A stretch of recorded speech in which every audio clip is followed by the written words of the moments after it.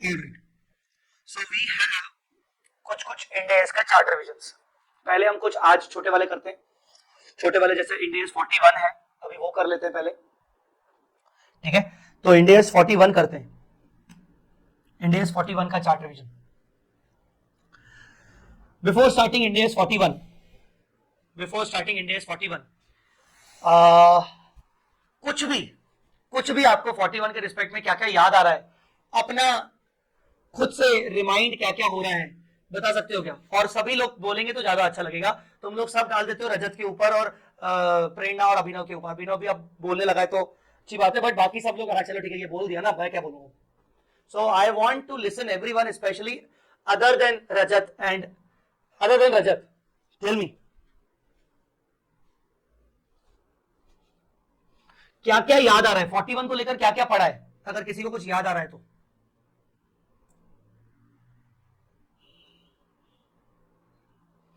कुछ भी टर्म्स, कुछ भी वर्ड 41 में क्या था, कुछ भी। Correct correct correct. Biological asset करके था कुछ सर, एग्रीकल्चर प्रोड्यूस करके था सर कुछ, बियरर प्लांट तो इंडेक्स 41 में नहीं आता, पर हमने उसके बारे में 41 में पढ़ा था। और क्या था?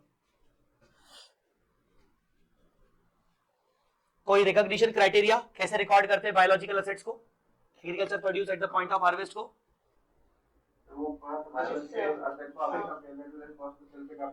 Very good, fair value less cost to cell पे हमें मेजर करना होता है बायोलॉजिकल एसेट्स को। कुछ पढ़ा था कि एक रिलेशन है, पहले agriculture produce at the point of harvest 41 में आएगा, फिर वो झट से इंडेक्स 2 में चला जाएगा। याद आ रहा है कि नहीं? जब वो इंडेक्स 2 में जाएगा तो उसकी जो कॉस्ट होगी वो पिछला मेजरमेंट जो 41 में आया था वो उसकी कॉस्ट मानी जाएगी। कुछ पढ़ा था ट्रांसफॉर्मेशन, कुछ ट्रांसफॉर्मेशन पढ़ा था, बायोलॉजिकल ट्रांसफॉर्मेशन, कुछ याद है? जिसमें 4 वर्ड थे, 4 शब्द थे बायोलॉजिकल ट्रांसफॉर्मेशन के अंदर।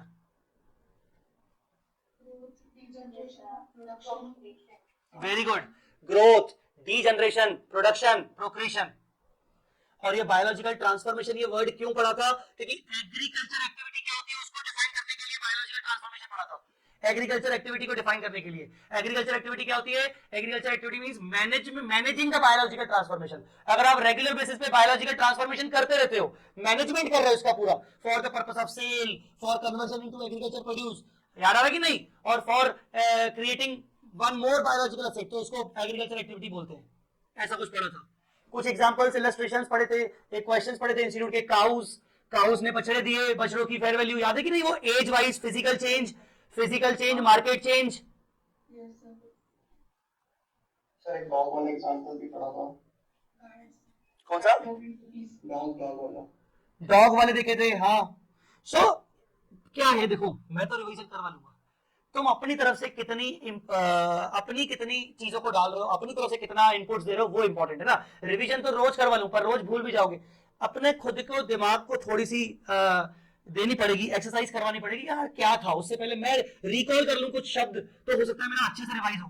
तो रिकॉल करना जरूरी है, मैं रिकॉल करवा रहा हूँ, करना था जरूरी। चलो रजत, कोई बात नहीं, बुरा मत मानना, आप तुम भी बोल सकते हो, टेंशन मत लेना।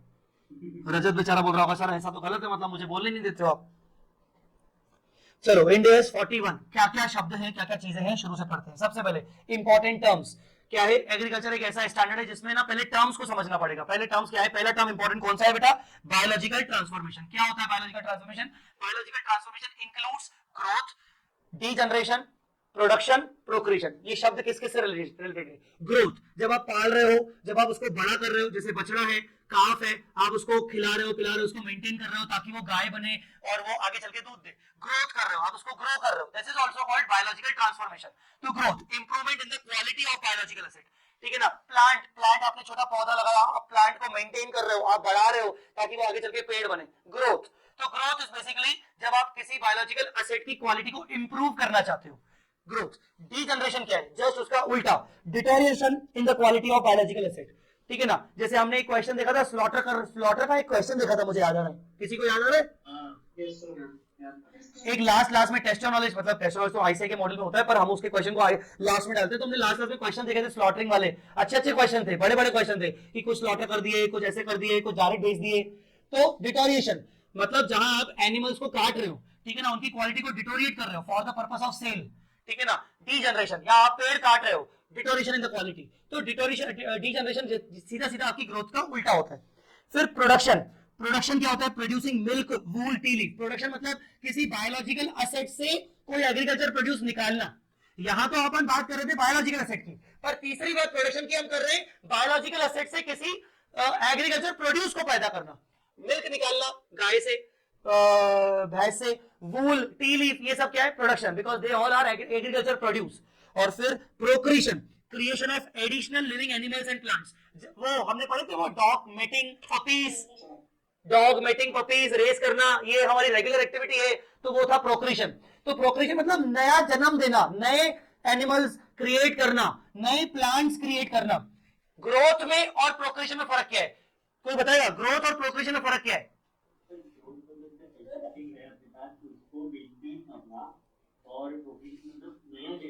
नया जनरेट करना, नया क्रिएट करना, नया लिविंग एनिमल, तो इसको बोलते हैं बायोलॉजिकल ट्रांसफॉर्मेशन। उसके बाद एग्रीकल्चर एक्टिविटी क्या होता है? हमने बायोलॉजिकल ट्रांसफॉर्मेशन पढ़ा ही इसलिए क्योंकि ये जो शब्द है बायोलॉजिकल ट्रांसफॉर्मेशन, ये एग्रीकल्चर एक्टिविटी के अंदर आता है। तो कोई भी चीज एग्रीकल्चर एक्टिविटी में फॉल होगी तो इंडियस 41 लगेगा, अगर एग्रीकल्चर एक्टिविटी में फॉल नहीं होगी तो इंडियस 41 नहीं लगेगा। तो एग्रीकल्चर एक्टिविटी क्या होती है? एग्रीकल्चर एक्टिविटी मतलब जब आप बायोलॉजिकल ट्रांसफॉर्मेशन को मैनेज करते हो, मैनेजमेंट। अगर आपका वन टाइम कुछ ग्रोथ हो गया, इक्का दुक्का एवं प्रोडक्शन हो गया, आप करते नहीं हो, आपका रेगुलर एक्टिविटी नहीं है, ये आपका मैनेजमेंट नहीं है, आप ये रेगुलर बेसिस पे नहीं करते हो, तो अगर इक्का दुक्का एक आध बार ऐसा हो गया तो it is not agriculture activity. So agriculture activity करने के लिए ये बायोलॉजिकल ट्रांसफॉर्मेशन का मैनेजमेंट होना जरूरी है, मतलब रेगुलर बेसिस पे होना जरूरी है। और ऑब्जेक्टिव क्या है? ये सब हम क्यों कर रहे हैं? For the purpose of sale. किसको सेल करना? आगे ग्रोथ करके सेल करना, है ना। हरियाणा साइड जाओगे तो वहां से तुम्हें भैंसों की जरूरत है, हरियाणा जाओ वहां से लेके आओ भैंसे, भाई वहां पर एक्चुअल में अच्छी ग्रोथ होती है दूध वगैरह के हिसाब से। वहां गुरुग्राम, गुड़गांव वगैरह उस साइड जाओगे तो वहां मतलब किसान लोग वहां से जाके, जहां एमपी के किसान लोग, कुछ कहीं के किसान लोगों के पास अगर नहीं होता, उनको डेयरी फार्मिंग ये सब करना है, तो अलग स्टेट से जाके ले आते हैं, है ना। तुमने कभी देखा होगा ट्रक्स में बहुत सारी भैंसें भरी हुई है, हाँ, गाय भरी हुई है, उनको ट्रक में चला गया तो वहां से ट्रांसपोर्ट करके ले गए, तो वो क्या है? बेसिकली उनको आगे चल के उनका मैनेजमेंट करना है, आगे चल के उनको सेल करना है। तो जो सेल कर रहे हैं वो लोग किसको बेच रहे हैं? फार्मर्स को बेच रहे हैं। फार्मर आगे चल के उसका क्या करेंगे? तो ये प्रोडक्शन करेंगे। So managing biological transformation for the purpose of sale, directly sale करना बायोलॉजिकल एसेट को, या फिर सेल ना करके उसमें से एग्रीकल्चर प्रोड्यूस कन्वर्ट करना, या फिर नया बायोलॉजिकल एसेट बनाना। अगर तुम ये सब मैनेज कर रहे हो रेगुलर बेसिस पे, तो ये तुम्हारा एग्रीकल्चर एक्टिविटी है, ये तुम्हारा एग्रीकल्चर एक्टिविटी है। और एग्रीकल्चर एक्टिविटी है तो इंडियस 41 लगेगा, ठीक है ना। इसलिए हमने देखा था कि भाई जैसे डॉग है तो सिक्योरिटी गार्ड डॉग है, तो वहां पर ये पर्पस फुलफिल ही नहीं हो रहा। हम डॉग का बायोलॉजिकल ट्रांसफॉर्मेशन सेल करने के लिए नहीं कर रहे हैं, एग्रीकल्चर प्रोड्यूस में कन्वर्ट करने के लिए नहीं कर रहे हैं, हम उसको उससे हम और पपीज रेस करने के लिए नहीं कर रहे हैं। हमें वो चाहिए, हम उसको मेंटेन कर रहे हैं, हम उसको मेंटेन कर रहे हैं फॉर द पर्पस की वो हमारी सिक्योरिटी के लिए काम हो। और यहाँ पर हमारा ये तीनों के तीनों पर्पस सॉल्व नहीं हो रहे, इसीलिए गार्ड डॉग को रखना इज नॉट एग्रीकल्चर एक्टिविटी, इसलिए 41 नहीं लगेगा। आई होप आपको समझ में आ गया होगा। उसके बाद आगे बढ़ रहे हैं बायोलॉजिकल एसेट्स। बायोलॉजिकल एसेट्स में क्या क्या आता है? बायोलॉजिकल एसेट्स में एनिमल्स आते हैं और लिविंग प्लांट्स आते हैं, एनिमल्स और लिविंग प्लांट्स। हार्वेस्ट का मतलब क्या होता है? हार्वेस्ट का मतलब होता है जब आप किसी एग्रीकल्चर प्रोड्यूस को बायोलॉजिकल एसेट से डिटैच करते हो, निकालते हो, detachment of agriculture produce from biological asset, ठीक है ना। जैसे आपने दूध निकाला, दैट इज कॉल्ड हार्वेस्टिंग, ठीक है ना। आपने कोई फ्रूट पिक किया, है ना, पेड़ से, that is called harvesting. Detachment, harvesting का मतलब हुआ डिटैचमेंट। Last bear plant. ये बियर प्लांट क्या होता है? Plant which bear agriculture produce, ऐसा प्लांट जिसके ऊपर एग्रीकल्चर प्रोडक्शन होता है, ठीक है ना। And expected to bear for more than 1 period, और जिसकी लाइफ 1 साल से ज्यादा होती है। हालांकि बियर प्लांट इंडिया 41 में कवर नहीं होता, इंडिया 16 में कवर होता है।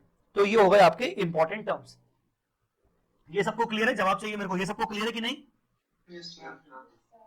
Okay, next scope, applicability and non applicability. Scope, applicability and non applicability. अब इंडिया 41 कहां कहां एप्लीकेबल है, कहां कहां एप्लीकेबल नहीं है। एप्लीकेबिलिटी, पहले हम इसका पढ़ रहे हैं एप्लीकेबिलिटी, फिर दूसरा पढ़ेंगे non applicability. Biological asset relating to agriculture activity, अगर आपके पास कोई भी बायोलॉजिकल एसेट है जो कि एग्रीकल्चर एक्टिविटी में काम आती है, एग्रीकल्चर एक्टिविटी मतलब मैनेज करना बायोलॉजिकल ट्रांसफॉर्मेशन को, तो अगर आपके पास बायोलॉजिकल एसेट है जो एग्रीकल्चर एक्टिविटी में काम आती है तो उसके ऊपर इंड एस 41 लगेगा। एग्रीकल्चर प्रोड्यूस जो आप हार्वेस्ट करके निकाल रहे हो eight the point of harvest, याद रखिएगा हमेशा एग्रीकल्चर प्रोड्यूस पे हर टाइम पर एग्रीकल्चर प्रोड्यूस निकाला और हर टाइम पर उसके ऊपर 41 लगेगा, नहीं सिर्फ एक पॉइंट पर लगेगा। किस पॉइंट पर? Once you have harvested Ind AS 41 apply होगा। नेक्स्ट टाइम पे वो आपकी नॉर्मल इन्वेंटरी बन जाएगा, तो नेक्स्ट टाइम पे वो नहीं लगेगा। और लास्ट इंडेक्स 41 के अंदर और क्या बात की गई है? इंडेक्स 41 के अंदर बायोलॉजिकल एसिड्स की बात की गई है जो एग्रीकल्चर एक्टिविटी के ऊपर रिलेटेड करती है। Agriculture produce at the point of harvest के ऊपर बात की गई है, इसके ऊपर ट्रीटमेंट बताया गया है, और इसके अलावा government grant relating to biological asset for agriculture activity. और अगर आपको कोई ग्रांट मिलती है किसी बायोलॉजिकल एसेट के रिलेशन में और उस बायोलॉजिकल एसेट को आप एग्रीकल्चर एक्टिविटी में यूज कर रहे हो, तो ही आपकी गवर्नमेंट ग्रांट इंडेक्स 41 में जाएगी। अदरवाइज कौन से में जाएगी? इंडेक्स 20। अगर आपको ग्रांट मिली किसी बायोलॉजिकल एसेट से, पर वो बायोलॉजिकल एसेट आपकी एग्रीकल्चर एक्टिविटी से रिलेटेड नहीं है, तो आपका बायोलॉजिकल एसेट इंडेक्स 41 में कवर नहीं हुआ। जब बायोलॉजिकल एसेट आपका इंडेक्स 41 में कवर नहीं हुआ, तो उसके लिए जो ग्रांट मिली वो इंडेक्स 41 में क्यों आएगी? वो इंडेक्स 20 में जाएगी। समझा कि नहीं? दूसरा, नॉन एप्लीकेबिलिटी। इंडेक्स 41 कहां एप्लीकेबल नहीं है? लैंड। भले आप लैंड के ऊपर एग्रीकल्चर एक्टिविटी करते हो, पर लैंड किसी भी तरीके से बायोलॉजिकल एसेट नहीं है, तो लैंड के ऊपर आपका एप्लीकेबल नहीं होगा, इंडेक्स 16 में जाएगा। बियरर प्लांट, ऑल्दो ये एक बायोलॉजिकल एसेट है, पर क्योंकि ये एग्रीकल्चर प्रोड्यूस पैदा कर रहा है, ये एक मशीन की तरह ट्रीट कर सकते हो आप इसको, और इसकी लाइफ 1 साल से ज्यादा है, तो इसको सेपरेटली अलग किया गया है और इंडेक्स 16 में रखा गया है। Government grant relating to bear plant, जब बियर प्लांट नहीं है तो बियर प्लांट के लिए अगर आपको कोई गवर्नमेंट ग्रांट मिलती है तो वो भी कवर नहीं होगी आपकी इंडेक्स 41 में, वो जाएगी इंडेक्स 20 में। तो ये जाएगा इंडेक्स 16 में, ये जाएगा इंडेक्स 16 में, ये जाएगा इंडेक्स 20 में। Intangible asset associated with the agriculture activity. अब अगर आपके पास कोई इंटेंजिबल एसेट है, कोई राइट्स है, कोई लाइसेंस है, ठीक है ना, आपने कोई टेक्नोलॉजी परचेज की, जिस टेक्नोलॉजी को आप एग्रीकल्चर में यूज कर रहे हो, टेक्नोलॉजी को एग्रीकल्चर में यूज कर रहे हो, हालांकि भले आप यूज कर रहे हो पर वो सेपरेटली वो इंटेंजिबल एसेट है, तो आप उसको इंडेक्स 38 में लेके जाओगे, इवन तो भले वो एग्रीकल्चर एक्टिविटी से रिलेटेड क्यों ना हो, क्योंकि ये इंटेंजिबल है। इंटेंजिबल की हम बात ही नहीं करेंगे यहाँ पर। और last, right of use asset, ROU asset, ROU asset arising from lease of land relating to the agriculture activity. तो अगर आपके पास लैंड आपने लीज पर लिया तो वो आपका आरओयू बन गया, तो भी आपका वो यहाँ पर कवर नहीं होगा, वो आपका कवर होगा इंडेक्स 116 में। ठीक है, तो ये सबके लिए सेपरेट सेपरेट इंडेक्स बनाए गए हैं, इसलिए 41 लगाने की जरूरत नहीं है। ओके, ये बाद में पढ़ेंगे exception of measurement eight fair value. अभी हम पहले नॉर्मल पढ़ेंगे रिकॉग्निशन क्राइटेरिया। चलो हमारा ये हो गया, next is recognition criteria. Recognition criteria, कब किसी बायोलॉजिकल एसेट को एज अ एसेट दिखाओगे अपनी बुक्स ऑफ अकाउंट्स में? रिकॉग्निशन मतलब रिकॉर्ड कब करोगे किसी बायोलॉजिकल एसेट को, रिकॉर्ड कब करोगे किसी agriculture produce at the point of harvest को, रिकॉर्ड कब करोगे? जब 3 कंडीशन फुलफिल हो। आपको थोड़ा सा याद दिला दूं, इंडिया 16 में 2 कंडीशन होती है, कंट्रोल और फ्यूचर इकोनॉमिक बेनिफिट्स। इंडिया 40 में भी 2 कंडीशन होती है, कंट्रोल और फ्यूचर इकोनॉमिक बेनिफिट्स। इंडिया 38 में भी 2 कंडीशन होती है, कंट्रोल और future economic benefits. But biological asset में ये 2 के साथ साथ एक और कौन सी होती है? Fair value can be measured reliable. क्योंकि इंडेक्स 41 में मेजरली किसके ऊपर फोकस किया गया है? फेयर वैल्यू के ऊपर, तो fair value can be measured reliably. हालांकि इंडेक्स 16, 38, 40 के अंदर फेयर वैल्यू के बदले बस इतना लिखा था कि कॉस्ट रिलायबली मेजर हो सकती है क्या, ऐसा था। तो टेक्निकली ये चीजें कॉपी की गई है 16 और 38 से, कि किसी भी बायोलॉजिकल एसेट को अगर आपको रिकॉर्ड करना है तो आपको चेक करना है कि कंट्रोल है कि नहीं। कंट्रोल मतलब आपकी ओनरशिप है कि नहीं, आपकी डीम्ड ओनरशिप भी हो सकती है। कंट्रोल का मतलब हुआ कि आप उस बायोलॉजिकल एसेट के ऊपर अपना हक जता सकते हो। आप उसको कैसे यूज करोगे, आप उसको सेल करोगे, आप उसको कब कब यूज करोगे, आप उसको यूज करोगे कि नहीं करोगे, किस पर्पस के लिए यूज करोगे, ये आपकी मर्जी है। तो ये होता है कंट्रोल। फ्यूचर इकोनॉमिक बेनिफिट मतलब यू आर एक्सपेक्टिंग कि फ्यूचर में आपको कैश फ्लोज होंगे इस बायोलॉजिकल एसेट से, फ्यूचर में आपको कैश फ्लोज होंगे। ठीक है, और तीसरा, करंट बेसिस पर आप उसकी फेयर वैल्यू को डिटरमाइन कर सकते हो रिलायबली या कॉस्ट को, तो ही आप इस बायोलॉजिकल एसेट को, एग्रीकल्चर प्रोड्यूस को अपनी बुक्स ऑफ अकाउंट्स में रिकॉर्ड करोगे। तो ये recognition criteria for biological asset and agriculture produce का है। अब आते हैं नेक्स्ट पॉइंट। नेक्स्ट पॉइंट आते हैं मतलब जब हम बायोलॉजिकल रिकॉर्ड तो कर लिया, पर रिकॉर्ड किस वैल्यू पे करना है? अभी हमने देखा रिकॉग्निशन, अब रिकॉग्निशन के बाद दूसरी चीज आती है मेजरमेंट। हम किस वैल्यू पे रिकॉर्ड करेंगे? तो ये 2 बातें हैं। मेजरमेंट हमेशा 2 प्रकार के होते हैं, एक होता है इनिशियल मेजरमेंट, एक होता है सब्सिक्वेंट मेजरमेंट। सब्सिक्वेंट मेजरमेंट मतलब balance sheet date. Initial measurement के लिए तुम्हें क्या करना है? Fair value less cost to sell. Fair value less cost to sell, एक सेकेंड।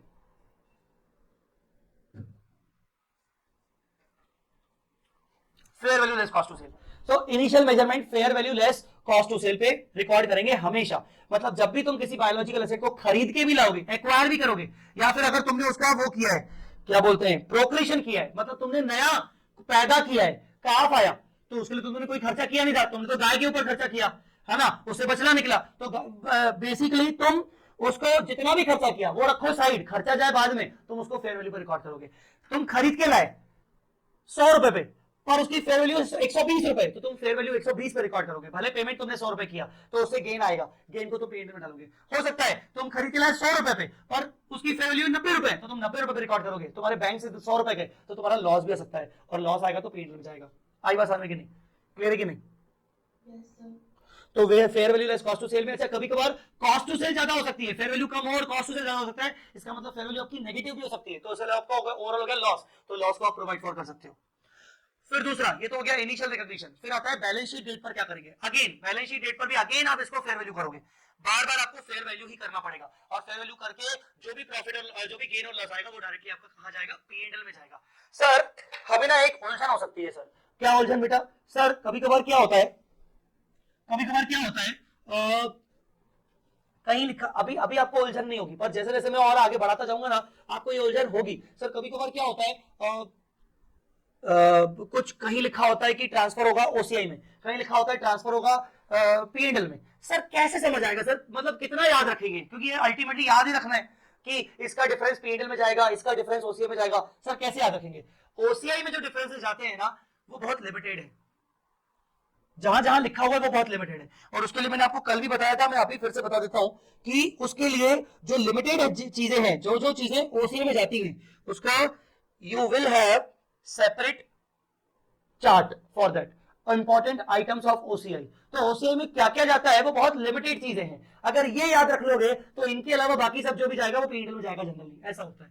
तो ऐसा तुम याद रख सकते हो, तो ऐसा उलझना मत कभी भी। सर चार्ट बुक पे जाएगा, चार्ट बुक मॉड्यूल 2 के पार्ट 2 के साथ आ जाएगा आपको साथ में। आपको जो मॉड्यूल 2 अभी मिला है उसका पार्ट 1 मिला है, मॉड्यूल 2 का पार्ट 2 जो है वो फाइनेंशियल इंस्ट्रूमेंट का चैप्टर है, वो पार्ट 2 बहुत मोटा है, मतलब बहुत मोटा, मतलब एक चैप्टर ही अपने आप में बहुत इंपॉर्टेंट है। तो वो मॉड्यूल 2 चार्ट बुक और क्वेश्चन बैंक ये साथ में आएगा, फिर बचेगा लास्ट में सिर्फ मॉड्यूल 3 अकेला, तो मॉड्यूल 3 बाद में आएगा। ऐसा कमी महसूस हो रही है क्या चार्ट बुक, मतलब ऐसा लग रहा है कि चार्ट बुक होनी चाहिए? अभी पढ़ते तो हो नहीं भाई, पढ़ते तो हो नहीं, होमवर्क तो करके नहीं आते हो। हाँ सही है, बल्कि अच्छा है ना अभी चार्ट बुक नहीं है, बाद में खुद टाइम निकालना पड़ेगा। चार्ट अभी मैं पढ़ा दूंगा चार्ट, आप बोलोगे हाँ मेरा भी हो गया, कम से कम एक आपका रिवीजन के लिए आपका बात भी होगा, अगर खुद की अंदर की इच्छा हुई तो। हाँ अरे बिल्कुल। अच्छा tell me one thing, I am asking, जब चार्ट बुक की बात है मैं 2 मिनट यहाँ से स्किप कर रहा हूँ। चार्ट बुक कैसी आपको, आपने मेरी कभी चार्ट बुक देखी है कभी भी किसी स्टूडेंट ने? रजत ने तो देखी होगी, इंटर लेवल पे तो देखी होगी। रजत इंटर लेवल पे देखी होगी ना चार्ट बुक, बड़ी एक A3 साइज की चार्ट बुक आती है। दो ही थी मेरे पास तो। वापस कर देते भाई, 500 रुपए मेरे बच जाते। सर एक पुराना वर्जन था, एक नया वर्जन था। अच्छा हाँ, फिर हाँ वो दो आई होगी डेफिनेटली, नया वर्जन था तो एडवांस अकाउंट्स के साथ भेजा होगा। किसी ने देखी है चार्ट बुक? नहीं देखी। कौन, किसने देखी? प्रेरणा ने? सर मैंने देखी है पर ऑडिट नहीं देखी है। वही उतना ही साइज? हाँ सर वही साइज। एक चीज पूछूंगा आपसे कि चार्ट बुक का उतना ही साइज रखना सही है कि उसको छोटा करके A4 साइज में किया जाए, ताकि वो आपके बैग या वो आप उसको और आसानी से रोल करके आप उसको कैरी कर सको, ऐसा कुछ क्या होना चाहिए? सर लैंडस्केप ही सही रहता है, क्योंकि पढ़ने में इजी हो जाता है, कंसोलिडेट करोगे फोन में तो बहुत हौच-पौच हो जाता है। ऐसा लगता है कि एक पेज में पूरा रिवीजन कंप्लीट हो जाएगा, तो वही सही है। कौन सा? A3 करना। समझे नहीं, A3 से A4 छोटे में जाएंगे तो पेजेस उतना ही होंगे, चार्ट बस छोटा श्रिंक हो जाएगा, छोटा हो जाएगा, कंप्रेस हो जाएगा। पढ़ने नहीं आएगा वो तक। अच्छा पढ़ने में नहीं आएगा ऐसा? हाँ सर साइज बहुत बारीक हो जाएगा, फिर वो देखिए। चलो ऐसा करते हैं, मैंने चार्ट बुक की बड़ी प्रिंटिंग भी करवाई हुई है और छोटी प्रिंटिंग करवाई हुई है डेमो पर्पस के लिए, तो मैं अपनी टीम को बोलूंगा कि तुम सबको स्पेशली लाइव स्टूडेंट्स को दोनों चार्ट बुक भेज दे, दोनों की दोनों भेज दे। इससे ये समझ आएगा कि तो मैं वो पढ़ने पे, क्योंकि मैंने जैसा देखा तो वो पढ़ने में प्रॉपर आ रही है, मस्त पढ़ने पे आ रही है, प्रॉपर है। मतलब मैं बात कॉस्ट कटिंग का पॉइंट ऑफ व्यू से नहीं कर रहा हूँ। अच्छा हाँ सर, समझ रहा हूँ। तो अच्छी लगती है, बच्चे के इतने बड़े होते हैं काफी मिलते हैं। लेकिन ज्यादा बेटर ईगल आई व्यू देते हैं अपने को। हाँ, वो मेरी चार्ट बुक का नाम ही ईगल आई व्यू है। उतनी इजीली उतनी जल्दी वो कंसेप्ट सब मतलब दिख जाता है पूरा ऊपर से। मतलब मैंने पूरे इंटर में अकाउंट और एडवांस अकाउंट दोनों पेपर के पहले जो सुबह का दिन होता है 1 बजे के पहले घर पे बैठ के पूरी चार्ट बुक से पूरा रिवीजन करके गया हूँ उससे पॉइंट पर रेज कर। Right. So I am just asking you, क्योंकि है मतलब देखो ना, हर प्रकार के बच्चे हैं, हर अलग अलग प्रकार के बच्चे हैं ओवरऑल। कुछ लोग बोलते हैं कि सर छोटा साइज कर दो, बड़ा कैरी करने में प्रॉब्लम होता है। कुछ लोग बोलते हैं नहीं सर, चार्ट का मतलब ही होता है कि हाँ, माइंड में आता है चार्ट मतलब थोड़ा सा बड़ा होगा ताकि समझने में और अच्छा लगे, जगह हो, ऐसा। तो मैंने इस बार दोनों किए हैं प्रिंट, आपको मैं जरूर बताऊंगा, मैं आपको भेजूंगा जो लाइव स्टूडेंट्स हैं उनको। फिर आप मुझे अपना व्यू बताइएगा कि सर छोटी चार्ट बुक भी चल सकती है कि नहीं चल सकती, जरूर बताना मेरे को। बड़े में सर ऐसा रहता है कि खुद के कुछ पॉइंट्स लिखना रहता है अगर समझने के लिए, तो वो भी लिख सकते हो सर। छोटे में स्पेस कम लगती है। करेक्ट। पर अगर मान लो किसी का बजट ही कम हो, किसी को सिर्फ चार्ट बुक खरीदनी है और मैसेजेस आ रहे हैं कि सर आपकी चार्ट बुक 500 रुपए की बहुत महंगी है सर कुछ डिस्काउंट दे दो सर 100 रुपए में मिलेगी क्या, 200 रुपए में मिलेगी क्या, सर प्लीज सर। उनको दो भी करो ना, ये पेमेंट हमको। अरे मैं तुम लोगों को चेक करने के लिए भेज रहा हूँ। क्या होता है बेटा, मैं मतलब वो बहुत सारे शब्द ऐसे मैं बोल नहीं सकता यहाँ पर प्लेटफॉर्म में क्लास में, पर बहुत सारे मतलब लिटरली आप बीइंग ए टीचर मतलब बहुत सारी मुश्किलें भी हैं। जब टीम को बहुत सारे मैसेजेस आते हैं ना, ये कर दो ना सर, वो कर दो ना सर, ऐसा रहो ना सर, ऐसा रहो ना सर, तो लगता है चलो यार अगर कुछ करना भी तो ऐसा क्या करेगी ताकि थोड़ा अपनी कॉस्ट कटिंग भी हो जाए और प्रोवाइड भी हो जाए बच्चों को। इसीलिए सोचा मैंने माइंड में कि छोटी बुक करके देखूं। तो छोटी बुक में सस्ती भी बिक सकती है क्योंकि कॉस्ट बहुत कम हो जाती है और लोगों का पर्पस भी सॉल्व हो जाता है, इसीलिए। और बात ये चार्ट बुक को कैरी करके जाना का है। नहीं, बिल्कुल नहीं, गलत बोल रहे हो आप। बहुत तो घर पे बैठ के नहीं, कई सारे स्टूडेंट से मुझे रिप्लाई आया। करेक्ट। बहुत सारे बच्चे आर्टिकलशिप के टाइम में ऑफिस आवर्स के मतलब जब निकलते हैं ट्रैवल टाइम पे, जब तो उनको लगता है कि मैं फालतू कुछ देखूं मोबाइल में वेब सीरीज, इससे बेटर है कि मेरे पास कुछ कंटेंट हो। अब उसका भी नया तरीका तो यह आ गया कि आपको पीडीएफ बुक दे दिया जाए, आपको डिजिटल चार्ट बुक दे दिया जाए। तो मैं आपको बता दूं कि डिजिटल चार्ट बुक भी रेडी हो रही है और आपको मिल जाएगी, डिजिटल चार्ट बुक मिल जाएगी ताकि आप अपने मोबाइल पे भी ओपन कर सको if you are travelling somewhere and you are not carrying with you these things. तो डिजिटल चार्ट बुक भी लगभग रेडी है।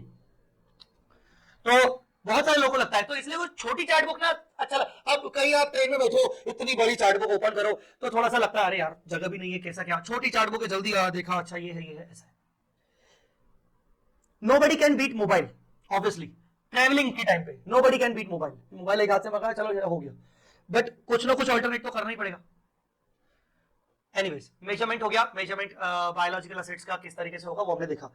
अब एक और है एक्सेप्शन ऑफ मेजरमेंट। हमने मेजरमेंट पढ़ा तो मेजरमेंट का एक एक्सेप्शन। क्या हमेशा जरूरी है कि फेयर वैल्यू पे ही मेजरमेंट हो? तो कुछ उसके एक्सेप्शन। पहला, biological asset is not a part of agriculture activity. हो सकता है आपके पास बायोलॉजिकल एसेट है पर आप उसको एग्रीकल्चर एक्टिविटी में यूज नहीं कर रहे, मतलब आपका बायोलॉजिकल ट्रांसफॉर्मेशन का मैनेजमेंट नहीं होता, तो आप उस बायोलॉजिकल एसेट को इंडेक्स 41 के बाहर कर दोगे। जब उस इंडेक्स 41 के बाहर कर दोगे तो फिर वो फेयर वैल्यू मेजर नहीं होगी, फिर तो नॉर्मल कॉस्ट में मेजर होगी। Biological asset is a bearer plant, biological asset आपका बियरर प्लांट है तो भी आपका वो फेयर वैल्यू मेजर नहीं होगा क्योंकि वो इंडेक्स 16 में चला जाएगा। इंडेक्स 16 में चला जाएगा तो इंडेक्स 16 बोलता है कॉस्ट। और तीसरा, fair value is not reliably measurable. जब आप किसी ऊपर जब आप फेयर वैल्यू करने गए तो यहां पर आपका फेयर वैल्यू रिलायबली मेजर नहीं हो पा रहा, पर वो भी तब हो सकता है जब आपका इनिशियल रिकॉग्निशन हो रहा है। इनिशियल रिकॉग्निशन के बाद once the fair value is identified measured, उसके बाद आप बाद में उसको कॉस्ट में कन्वर्ट कर ही नहीं सकते। इंडेक्स 41 कहता है कि इनिशियल रिकॉग्निशन के टाइम पे हो सकता है सम पॉसिबिलिटीज कि फेयर वैल्यू आप मेजर नहीं कर पाओ, और बाद में अगर फेयर वैल्यूज जनरेट हो पा रही हैं, फेयर वैल्यू रिलायबली मेजर हो पा रही हैं, तो फिर बाद में तो आप कभी भी फिर कॉस्ट पे वापस से स्विच नहीं हो सकते। Next point, government grants relating to biological asset measured at fair value. हाँ, अभी सुनना ध्यान से। पहली बात तो बायोलॉजिकल एसेट दो प्रकार की हो गई। Biological asset relating to agriculture activity भी दो प्रकार की हो गई। एक biological asset relating to agriculture activity measured at fair value, दूसरा, biological assets relating to agriculture activity not measured at fair value, measured at cost. तो गवर्नमेंट ग्रांट सिर्फ और सिर्फ कौन सी वाली बात कर रहे हैं हम यहां पर, कौन सी वाली गवर्नमेंट ग्रांट की बात कर रहे हैं? Tell me.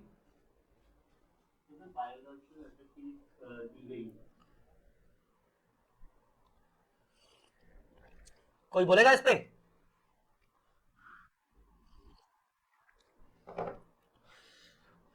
Measured at fair value की बात कर रहे हैं। यहां हमने बोला था कि fair value is not reliably measured, तो ऐसे केस में क्या करोगे? Biological assets measured at cost, even relating to agriculture activity.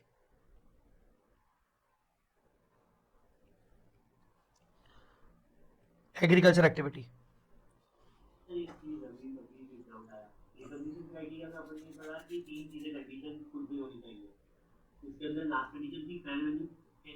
Oblique cost. तो गवर्नमेंट ग्रांट हम कौन सी वाली गवर्नमेंट ग्रांट की बात कर रहे हैं? हम सिर्फ उस गवर्नमेंट ग्रांट की बात कर रहे हैं जो कि आपकी फेयर वैल्यू पे, जो गवर्नमेंट ग्रांट सिर्फ उस बायोलॉजिकल एसेट के रिलेशन में जो एक तो आपकी एग्रीकल्चर एक्टिविटी से रिलेटेड हो और दूसरा वो फेयर वैल्यू पे मेजर हो सके। अगर वो कॉस्ट पे मेजर हो रही है तो भी इंड AS 41 नहीं लगेगा गवर्नमेंट ग्रांट के ऊपर।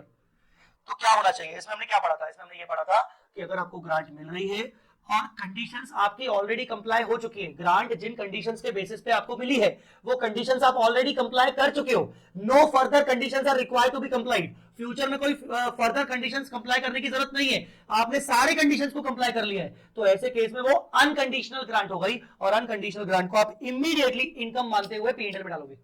इमीडिएटली इनकम मानते हुए आप उसको P&L में डालोगे। अनकंडीशनल ग्रांट, अनकंडीशनल ग्रांट को आप हमेशा P&L में डालोगे, इमीडिएटली बुक करोगे।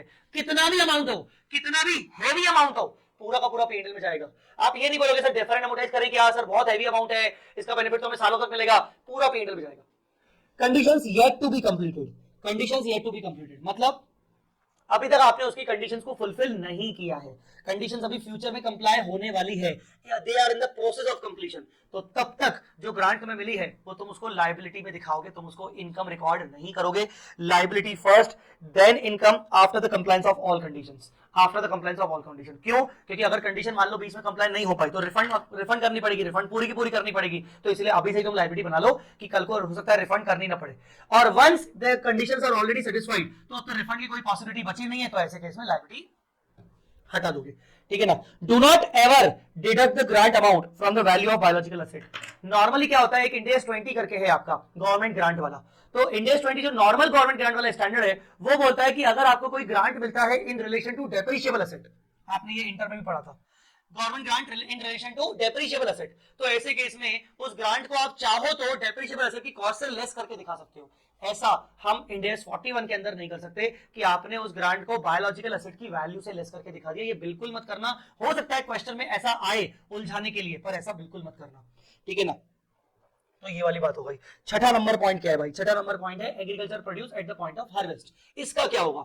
End AS 41 shall be applicable only on initial recognition. जैसे बायोलॉजिकल एसेट के ऊपर इनिशियल और बैलेंस शीट डेट दोनों टाइम पर फेयर वैल्यू करते हैं, क्योंकि दोनों टाइम पर इंड AS 41 लगता है। इस बेचारे चीज के ऊपर इंड AS 41 सिर्फ एक ही बार लगेगा जो जिस टाइम पर आपने हार्वेस्टिंग की थी, and measurement at the rate of harvesting. और ये क्या बोलता है यहां पर? इसको आप क्या करोगे? इसको आप एट फेयर वैल्यू, अगेन आप इसको fair value less cost to sale, cost to cell पे ही करोगे। बट बाद में subsequent measurement Ind AS 41 will not be applied, Ind AS 2 may be applicable, cost for the purpose of Ind AS 2 will be its previous measurement of Ind AS 41, that is fair value less cost to sell। तो आपका पहली बार जब ये agriculture produce major होगा तो 41 में होगा इस वैल्यू पर fair value less cost to sale, और यही वैल्यू बन जाएगी इसकी real cost as per Ind AS 2 अगली बार के लिए। ठीक है? और last but not the least, disclosure. हमें कौन कौन से डिस्क्लोजर देने चाहिए? Basis of determining fair value, आपने जो फेयर वैल्यू डिटरमाइन किया है उसका बेसिस क्या है? आपने डायरेक्ट मार्केट से पिक किया है क्या? आपने कोई कॉम्पिटिटर का वैल्यू लिया है क्या? आपने एक वैल्यू का लेने का आपका बेसिस क्या है? आपने कोई वैल्यूएशन रिपोर्ट के बेसिस पर किया है, किसी एक्सपर्ट का वैल्यूएशन करवाया है, ऐसा। दूसरा, any change in fair value due to, अरे ये याद है प्राइस इफेक्ट, एज इफेक्ट, कुछ क्वेश्चंस थे। प्राइस इफेक्ट, एज इफेक्ट, काफ 2 साल का, काफ हाँ 6 मंथ्स के बाद वो 1 साल का हो गया, 6 महीने का प्राइस इफेक्ट, एज इफेक्ट। ठीक है? तो आपके बायोलॉजिकल एसेट में जो भी बदलाव आए हैं साल भर के अंदर, वो बदलाव कि दो रीजन हो सकते हैं, एक तो इन्फ्लेशन का इफेक्ट हो सकता है प्राइस, और दूसरा एज के चक्कर में हो सकता है। तो वो जो भी बदलाव आए हैं वो बदलावों को आप अलग अलग दिखाओगे। गाइस ऑल राइट, अंडरस्टूड और not? This was our Ind AS 41। एक सजेशन मांग रहा हूं आपसे, जैसे हम अभी ये वाली क्लासेस को रिवीजन करते हैं,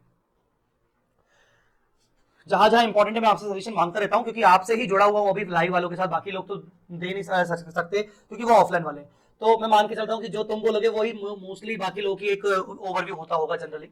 तो एक सजेशन दो कि जो हमारे रिवीजन के जो लेक्चर्स हैं, मैं थोड़ा सा छोटे से डिलेमा में हूं, ये जो हमारे रिवीजन के लेक्चर्स हैं, इन रिवीजन के लेक्चर्स को मैं ओपन रखना चाहता हूं, तुम सबके लिए ओपन रखना चाहता हूं। क्यों?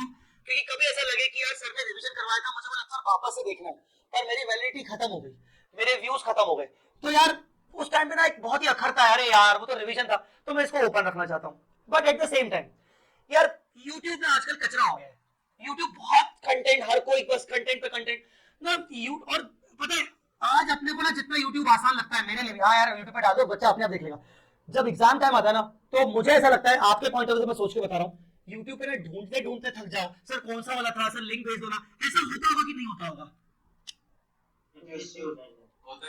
होता है ना। तो मेरे को एक सजेशन चाहिए, मतलब मैंने ये सोचा कि मैं ये रिवीजन लेक्चर्स जो मुझे YouTube पे डालना है, कुछ कुछ कंटेंट में जरूर डालूंगा, पर मैं डबल कंटेंट नहीं करना चाहता हूं। अब जैसे फॉर एग्जांपल मैंने इंडेक्स 41 शायद YouTube पे पहले नहीं डाला होगा तो मैं डाल दूंगा, पर अगर इंडेक्स 116 का मैंने आपको रिवीजन करवाया लीजेस का, YouTube पे ऑलरेडी डाला हुआ है, और वो बहुत ही अच्छा वाला डाला हुआ है, मतलब इतना अच्छा डाला हुआ है कि उसमें बहुत डिटेल में मैंने रिवीजन करवाया था। तो जो मैंने आपको 116 का रिवीजन करवाया उसको मैं वापस से YouTube पे नहीं डालूंगा, कोई सेंस नहीं है। बट अब आपको रिवीजन करना है, आप YouTube पे भी अवेलेबल है, आपको कुछ रिवीजन करना है जो YouTube पे अवेलेबल नहीं है, तो मैं उसको डालना चाहता हूं आपके लॉगिन के अंदर डायरेक्टली। अब मेरे को एक छोटा सा यहाँ पर एक डिलेमा में हूं कि भाई रिवीजन के लेक्चर्स जो भी मैं रिकॉर्ड कर रहा हूँ, इसको मैं डेली लेक्चर्स जो हमारे हो रहे हैं, जो नंबरिंग हो रही है 46, 47, 48, 40, इनको साथ ही कंटिन्यू करके डालूं कि इसको मैं इस सीरीज में डालू ही ना और इसको सेपरेट दिखाऊं, ये समझ ही नहीं आ रहा मेरे को। रिवीजन लिखा हुआ है तो ऐसा रहेगा कि हाँ रिवीजन करना है, इस टॉपिक का ये टॉपिक का रिवीजन ये वाला है, ये टॉपिक का रिवीजन ये वाला है, ऐसा। तो उसके अंदर मतलब जो ऐप के अंदर क्लियरली दिखता है ना, जो बाद में करना है तो ऑफलाइन वाले बच्चों को भी, तो रिवीजन से हाँ ये एक बार रिवाइज करना है तो फटाक से उसको ओपन कर लिया, बाद में ढूंढना नहीं पड़ेगा। ओके, तो मतलब ये मैं उसी सीरीज में रखूं, उसमें नाम लिखा आ जाएगा रिवीजन लेक्चर, ये है ना? और कोई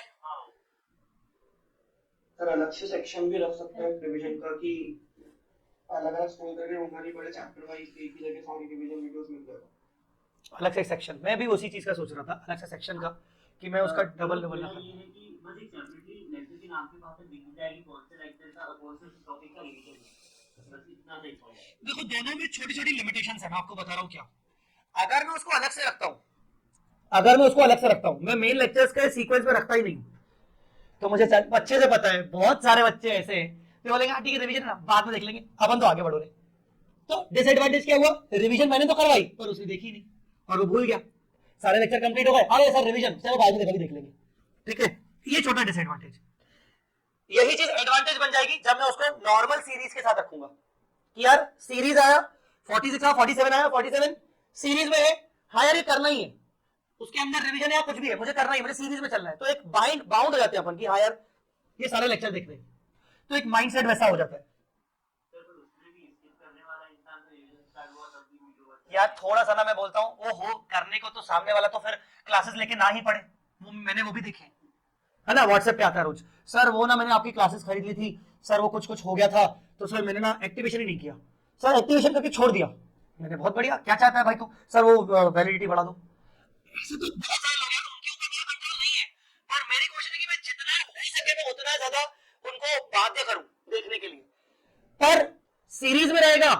अब सीरीज में आते हैं अपन, सीरीज में एक लिमिटेशन मेरे लिए क्या है, सीरीज में रहेगा तो रिवीजन हो रहा है मल्टीपल, तो ऐसे नंबर ऑफ लेक्चर्स बहुत सारे दिखेंगे, ओ इतने सारे लेक्चर, तो मेरे को समझ नहीं आता कभी कभार, अरे इतने सारे लेक्चर सर, इतने सारे लेक्चर में कैसे, मतलब सर हमने सुना था कि आपको इतने लेक्चर होते सर, इतना ही होता है सर, इतने सारे लेक्चर हो गए, तो वो मेरे को नंबर ऑफ लेक्चर्स बढ़ने का डर लगता है। सर रिवीजन को अलग सेक्शन में रखोगे तो सर एग्जाम टाइम पे अच्छा रहेगा, एकदम ही हो जाएगा। राइट नहीं नहीं, फिर अलग सेक्शन में रखेंगे तो ओपन रखेंगे ना, वैलिडिटी का कोई सवाल ही नहीं उठेगा, फिर वो ओपन रखेंगे, कहने का मतलब समझे कि नहीं? और कन्वीनियंस तो अलग ही सही रहेगा। एक काम करूं, एक बेस्ट काम कर सकते हैं, मतलब जैसे मैं अभी आप देखते हैं कि मैं ड्राइव पे आप लोगों के लिए क्लास नोट्स अपलोड कर देता हूं ड्राइव पे, और वो ड्राइव ओपन है, तो ऐसे रिवीजन लेक्चर्स छोटी साइज में, मतलब इनको श्रिंक करके, मतलब कंप्रेस करके, ताकि वो कुछ एमबीज के हो, वैसे भी रिवीजन लेक्चर्स है तो छोटी साइज में एमबीज में, अगर मैं उसको ड्राइव पे अपलोड कर दूं तो क्या ये आप लोगों के लिए फीजिबल होता होगा कि आप उसको डाउनलोड करके अपने वीएलसी प्लेयर या किसी भी प्लेयर पे चला सको? ऐसा पॉसिबल होता होगा कि डाउनलोड करना भी लगता होगा? अरे कौन डाउनलोड करेगा, रहने दो रे। डाउनलोड करने में बहुत सारे लोगों को रहता है थोड़ा, जैसे तो जिनका पे रहता नहीं इशू, ब्रॉडबैंड है या दूसरी चीजें हैं, जिनको मोबाइल निकाला रहता है ना, वो लोग बहुत डिस्प्ले करते हैं, दिखा देते हैं। बाकी सर ड्राइव पे कन्वीनियंट रहेगा कि मोबाइल से भी अपन आप जाते कहीं पे भी देखना तो देख सकते हैं।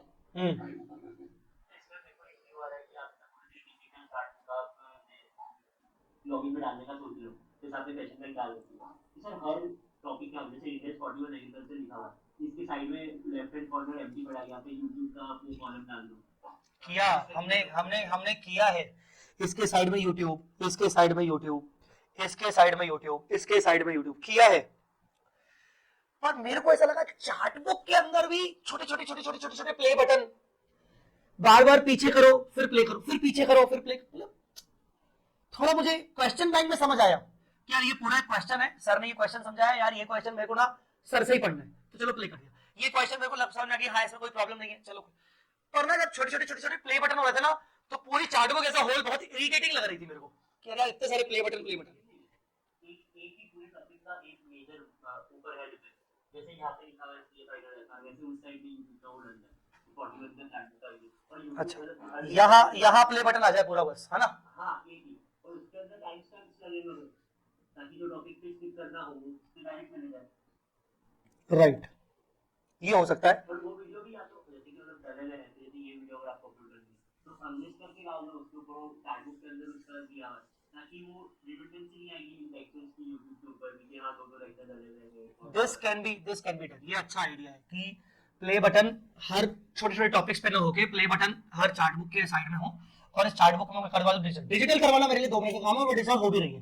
अब हाँ, मैंने अभी तक प्ले बटन लगवाया था टॉपिक वाइज, मैंने 2 महीने मेरे को समझ में आ गया यार ये बहुत इरिटेटिंग लग रहा है, तो मैंने वो नहीं किया, पर मेरे को ध्यान नहीं आया कि हाँ वो मैं ओवरऑल प्ले बटन लगवा दूं, और भले अगर वो मेरा रिपीटेटिव बेसिस पे मैं यूट्यूब पे नहीं डालना चाहता हूं तो मैं उसको अनलिस्ट करके डाल दूं, तो वो कर सकते हैं। Yes, this can be done, we can do that, देखेंगे अपन, करते हैं,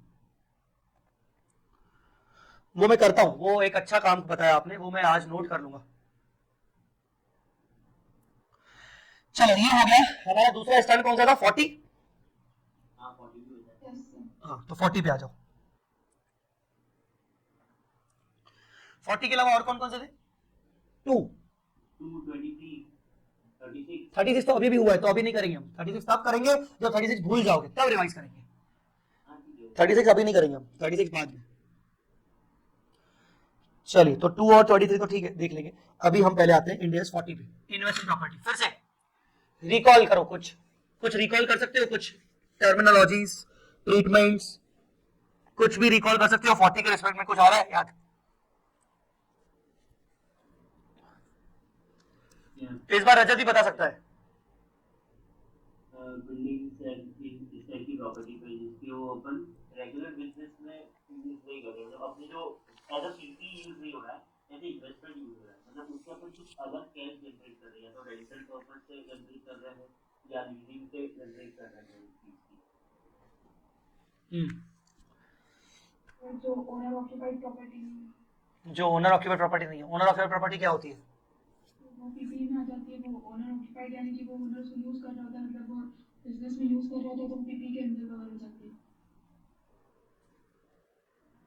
okay, sir natural investment purpose के लिए है। क्या बोल रहे हैं?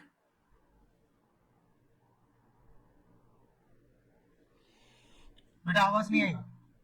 इसका पर्पस ये होता है कि अलग इंटेंशनल इन्वेस्टमेंट पर्पस के लिए तो ठीक है, और क्या पढ़ा था 40 में हमने? कुछ मेजरमेंट बेसिस, कुछ रीवैल्यूएशन हो सकता है कि नहीं, कॉस्ट मॉडल नहीं हो सकता है, इसका सिर्फ कॉस्ट मॉडल में रिकॉर्ड होती है, बट इसकी फेयर वैल्यू जो है उसको अकाउंट के अंदर डिस्क्लोज करनी होती है।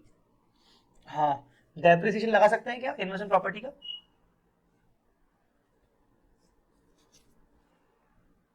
इन्वेस्टमेंट प्रॉपर्टी का डेप्रिसिएशन लगा सकते हैं क्या?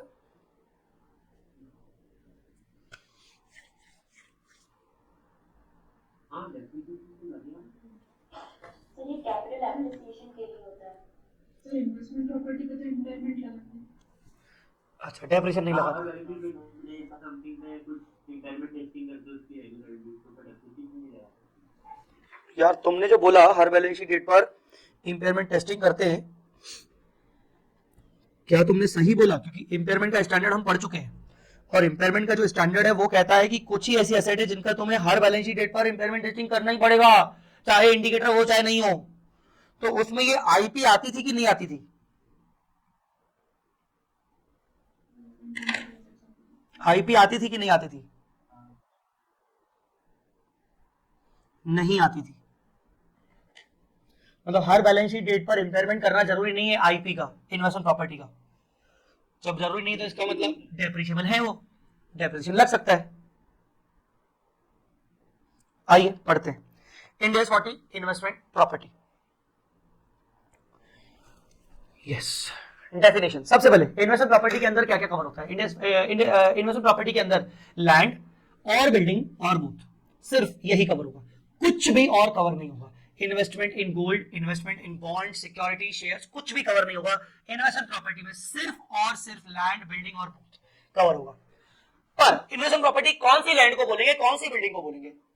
कोई भी लैंड और building held by the owner. अब यहां पर क्या लिखा है? Held by owner. अब मैं यहां लिख सकता हूं एक और चीज, और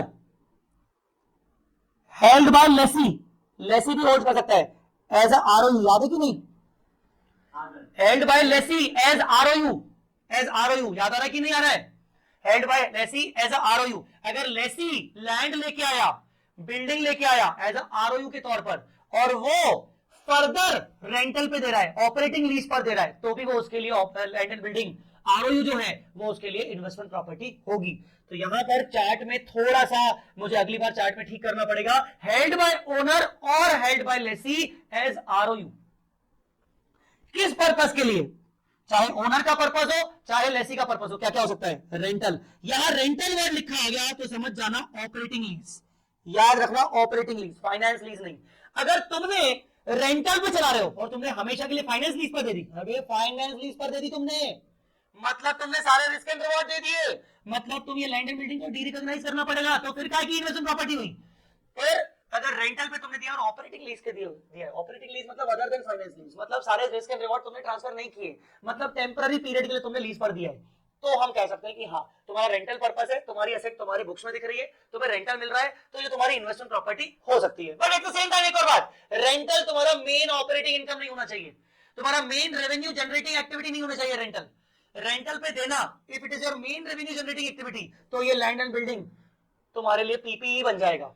तो land and building held by owner और by the lessee as ROU asset for the purpose of rental, rental should be your other than operating income, it should not be your operating activity. दूसरा, for the purpose of capital appreciation. Capital appreciation मतलब तुम्हारा purpose है कि बस value बढ़ती है, तुमने उसको होल्ड करके रखा है ताकि हाँ वैल्यू बढ़ेगी तो आगे चल के मैं उसको किराए पर दूंगा, नहीं भी दे रहा हूं तो आगे चल के उसको बेचूंगा। अभी बेचने का इंटेंशन नहीं है, ये मत बोलना कि हेल्ड फॉर सेल है, हेल्ड फॉर सेल नहीं है, हेल्ड फॉर कैपिटल एप्रिसिएशन है।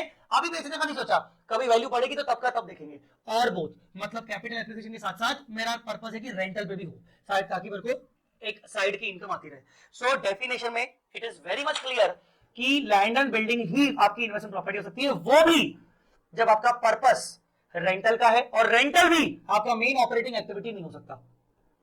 दूसरा, या फिर आपका कैपिटल एप्रिसिएशन का पर्पस है, मतलब आप उस पर अपना धंधा नहीं कर रहे हो, आप उस पर अपना बिजनेस नहीं चला रहे हो, आपने उसको होल्ड करके रखा है ताकि उसकी वैल्यू बढ़े। और तीसरा, दोनों भी हो सकता है, रेंटल और कैपिटल एप्रिसिएशन। ये लैंड एंड बिल्डिंग कौन होल्ड कर सकता है? ओनर या फिर लेसी एज अ आरओयू की तरह, ठीक है। दूसरा, next, these are not IP. IP में क्या क्या नहीं आएगा? पहला, ओनर ऑक्यूपाइड प्रॉपर्टी आईपी में नहीं आएगा। ओनर ऑक्यूपाइड प्रॉपर्टी मतलब वो सारे लैंड और बिल्डिंग जिसके ऊपर आप अपना धंधा कर रहे हो, जिसको आप अपने बिजनेस में यूज कर रहे हो। ओनर ऑक्यूपाइड प्रॉपर्टी मतलब ऐसी प्रॉपर्टी जिसके ऊपर आप अपना बिजनेस करते हो। आप फैक्ट्री, आपके पास बिल्डिंग है पर वो फैक्ट्री बिल्डिंग है, ठीक है ना। मेरे को आज मोबाइल पे ऐप तो नहीं चल रहा है, मतलब मेरे से तो नहीं हो रहा है, पता नहीं क्या प्रॉब्लम है। जो लोग ऐप पे कनेक्टेड है वो बीच बीच में चैट करते हैं, तो मेरे को समझ आ जाए कि हाँ वो लोग ऐप पे कनेक्टेड है, तो वो उनको समझ में उनको दिख रहा है कि नहीं। सो दो लोग हैं शायद, इधर निकिता और एक यश दिखा था मुझे। सो ओनर ऑक्यूपाइड प्रॉपर्टी, सो ओनर ऑक्यूपाइड प्रॉपर्टी मतलब बेसिकली जिस प्रॉपर्टी पे आप अपना बिजनेस कर रहे हो, आप अपना मेन बिजनेस चला रहे हो, वो ओनर ऑक्यूपाइड प्रॉपर्टी होगी, वो इंडिया 16 में कवर होगी। Land and building held for sale in the ordinary course of business, आप डेवलपर हो, आप रियल एस्टेट ओनर हो, रियल एस्टेट डेवलपर हो, आप तो लैंड एंड बिल्डिंग खरीद के बेचने का काम करते हो या फिर उस पर प्रॉपर्टी बना के बेचने का काम करते हो, तो ये चीज आपके लिए फिर इंडिया 2 में आ गई। तो ordinary sale in the normal sale for ordinary course of business है, तो वो इंडिया 2 में कवर हो जाएगी, आईपी नहीं होगी। तो लैंड एंड बिल्डिंग इंडिया 16 में भी जा सकती है, लैंड एंड बिल्डिंग इंडिया 2 में भी जा सकती है, लैंड एंड बिल्डिंग इंडिया 115 में भी जा सकती है, अगर आप कस्टमर के बिहाफ पे उस लैंड पे काम कर रहे हो। कस्टमर के बिहाफ पे, कस्टमर ने आपको लैंड दिया, उस पर अपना मटेरियल लगा के उसको बिल्डिंग बना के दे रहे हो, तो ये लैंड एंड बिल्डिंग तो आपकी है ही नहीं, ये तो 115 आपने कॉन्ट्रैक्ट लिया है कस्टमर से जिसपे आप काम कर रहे हो। तो land and building constructed for customer, customer के लिए आप जो कंस्ट्रक्ट कर रहे हो, तो वो 115 में आएगा। टेक्निकली अगर देखा जाए तो ये दो तरीके से ये दोनों आ सकते हैं। अगर आपका खुद का प्रॉपर्टी है और उसको आप डेवलप करके बेचोगे कस्टमर्स को, तो रेवेन्यू आपका 115 में जाएगा, और जब तक वो प्रॉपर्टी आपका बिक नहीं रहा तो आपको वो इन्वेंट्री इंडिया 2 में दिखेगा, और जब बिक गया तो वो 115 में उसका रेवेन्यू दिखेगा। तो टेक्निकली दोनों आपस में कनेक्टेड है, इंडिया 2 और इंडिया 115। तो land and building as a inventory आपके 2 में दिखेगी, पर जब वो इन्वेंट्री बिक जाएगी तो आपकी वो 115 में दिख सकती है, ठीक है, मतलब रेवेन्यू के फॉर्म में। तो इन तीन जगह पर आपकी लैंड एंड बिल्डिंग हो सकती है, पर आईपी नहीं होगी, वो एडवर्सल प्रॉपर्टी नहीं होगी। आगे बढ़ते हैं। एक बहुत इंपॉर्टेंट इंपैक्ट यहां पर हमने देखा था जब हमने ये चैप्टर पढ़ा था, कि ऐसा भी तो हो सकता है कि पार्शियल प्रॉपर्टी बिजनेस में यूज हो रही है और पार्शियल प्रॉपर्टी बिजनेस में यूज नहीं हो रही है, ये भी हमने देखा था। तो land and building partially used, एक सेकंड,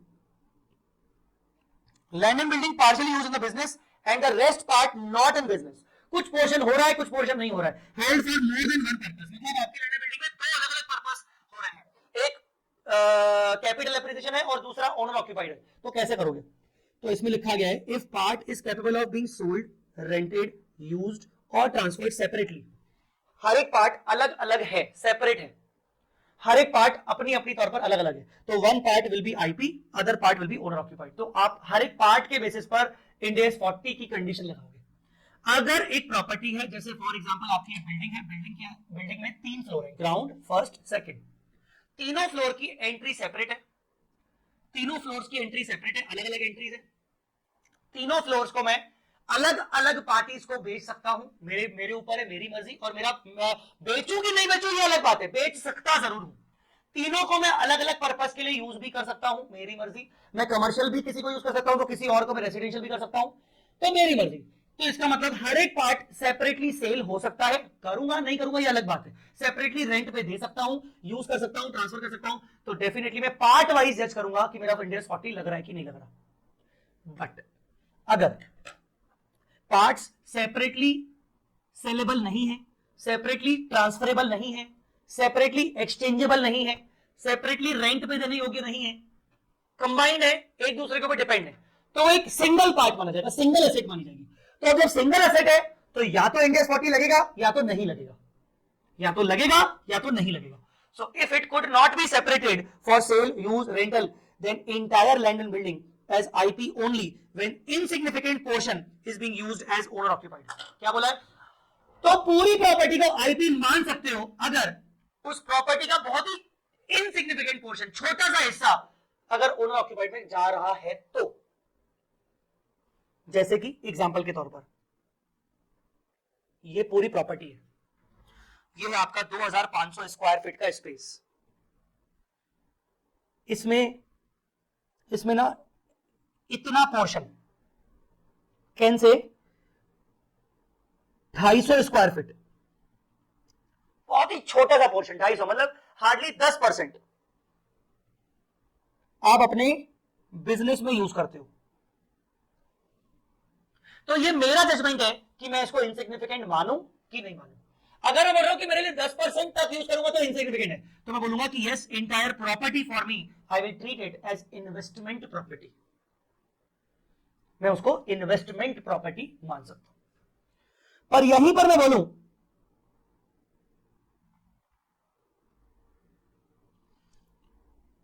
कि मैं 25% पार्ट मतलब 2500 का 25% कितना हुआ 625 स्क्वायर फीट अपने बिजनेस में यूज कर रहा हूं, तो यार ये इनसिग्निफिकेंट तो नहीं है, ये मैं इनसिग्निफिकेंट नहीं बोलूंगा। तो ऐसे कैसे पूरी प्रॉपर्टी मेरी आईपी नहीं होगी, पूरी प्रॉपर्टी मैं पीपी में डालूंगा, अपने बिजनेस में दिखाऊंगा। तो सिर्फ अगर इनसिग्निफिकेंट पोर्शन आपका as a owner occupied use हो रहा है, एज अ बिजनेस में यूज हो रहा है, तो ही आप पूरे पोर्शन को आईपी मानोगे। अब मेरा ये भी कहना है, थोड़ा सा इंडस्ट्री लेवल पर सोचने की कोशिश करना। मैं यूज कर रहा हूं इनसिग्निफिकेंट पोर्शन, टेक्निकली इनसिग्निफिकेंट माना जा सकता है, ये जजमेंट है ना, हर एंटिटी टू एंटिटी जजमेंट है। तो मैं यूज कर रहा हूं 10%, मतलब 250 स्क्वायर फीट। तो टेक्निकली मैं ये कह सकता हूं कि यार ये इनसिग्निफिकेंट है, तो इसको ना मैं आईपी मान रहा हूं। पर क्या सचमुच में ऐसा होता होगा? हो भी सकता है, नहीं भी हो सकता है। हो सकता है यार मैं बोल दूं कि वो तेरी, अगर मैंने इसको आईपी मान लिया तो मैं इसको कभी रिवैल्यू नहीं कर पाऊंगा, जबकि मेरा इंटेंशन है इसको रिवैल्यू करने का। मैं तो अपनी बुक्स में रिवैल्यूएशन मॉडल भी अप्लाई करता हूं। नहीं, एक काम करता हूं, मैं डिस्क्लोजर दे दूंगा कि for me 10% is also significant. 10% हमारे लिए सिग्निफिकेंट पार्ट है। नहीं, बहुत इंपॉर्टेंट पार्ट है हमारा 10% सिग्निफिकेंट। इनसिग्निफिकेंट हमारे लिए होता है सिर्फ 2%। तो ये बोलकर मैं कह सकता हूं कि भाई सिग्निफिकेंट है 10%, मैं तो इसको पीपी मानूंगा। ऐसा भी हो सकता है और होता है। क्यों? क्योंकि मैनेजमेंट ने अपना अल्टीमेट इंटेंशन देखा कि नहीं यार हमें तो रिवैल्यूएशन करवाना है, इंडेक्स 40 के अंदर तो रिवैल्यूएशन नहीं है, छोड़ो 40 में नहीं जाना। कौन जाएगा 40 में? हटाओ। समझा कि नहीं समझा बेटा? क्योंकि सिग्निफिकेंट इनसिग्निफिकेंट इस चीज को डिफाइन नहीं किया था। ये कहीं ना कहीं बहुत सारी चीजें जजमेंट के ऊपर बेस्ड होती है। सो अगर सेपरेटली सेल ट्रांसफर रेंटेबल है तो अच्छी बात है, अलग अलग अप्लाई करो इंडेक्स। नहीं हो पा रहा है तो इंडेक्स 40 तभी लगेगा जब बिजनेस में आपका बहुत ही इनसिग्निफिकेंट पार्ट यूज हो रहा है। नेक्स्ट, ये थर्ड पॉइंट था, फोर्थ कहां गया? हाँ फोर्थ पॉइंट, नहीं फोर्थ, अरे वाह, फोर्थ बहुत इंपॉर्टेंट पॉइंट है। आइए, land and building in the books of owner of the property, in the books of lessee, taken land and building on lease, showing land and building as ROU. वाह भाई वाह, ये मुझे आप लोग समझाओ तो मजा आएगा। पहले मैं ओनर की बात कर लेता हूं, या यस पहले मैं ओनर की बात कर लेता हूं। Owner of the property, owner of the property held for, ये लैंड एंड बिल्डिंग है, ओनर की बुक्स में दिख रहा है held for sale in the ordinary course of business, तो इंडेक्स 2 लग जाएगा। Production supply of goods and service, तो ये आपकी एक तरीके से प्रोडक्शन में काम आ गई, मतलब owner occupied property. Administration purpose, तो भी आपकी वो owner occupied property. Given land and building on finance lease, land and building आपकी है, आपने फाइनेंस लीज पर दे दी, तो फाइनेंस लीज में आप बन गए लेसर। आप लेसर बन गए तो आपको एसेट को तो डी रिकॉग्नाइज करना पड़ेगा। एसेट डी रिकॉग्नाइज होगा तो there is no question of applying any Ind AS, मतलब अप्लाइंग इंडेक्स 40 टेक्निकली, क्योंकि फाइनेंस लीज में दे दी तो आप एंट्री करते हो lease receivable account debit to asset, lease receivable account debit to asset, तो एसेट तो चली गई, तो फिर कहेगा तुम इंडेक्स 40 लगाओगे, तो इंडेक्स 116 लगाएगा। और ऐसे सारे केसेस में आप अप्लाई इंडेक्स 40 नहीं करोगे अगर आप ओनर हो तो। दूसरा, held for earning rentals means given land and building on operating lease, अगर आप लैंड एंड बिल्डिंग को ऑपरेटिंग लीज पर दे रहे हो या फिर कैपिटल एप्रिसिएशन के लिए कर रहे हो या बोथ, तो आपका फिर इंडेक्स 40 लगेगा। ये तो था ओनर के पॉइंट ऑफ व्यू से, ये समझ में आ गया। ये वाला तुम लोग पढ़ो, थोड़ा सा है तो सब वही, बट अब लेसी के पॉइंट ऑफ व्यू से समझना जरूरी है, तो लेसी के पॉइंट ऑफ व्यू से पढ़ो और मुझे समझाओ।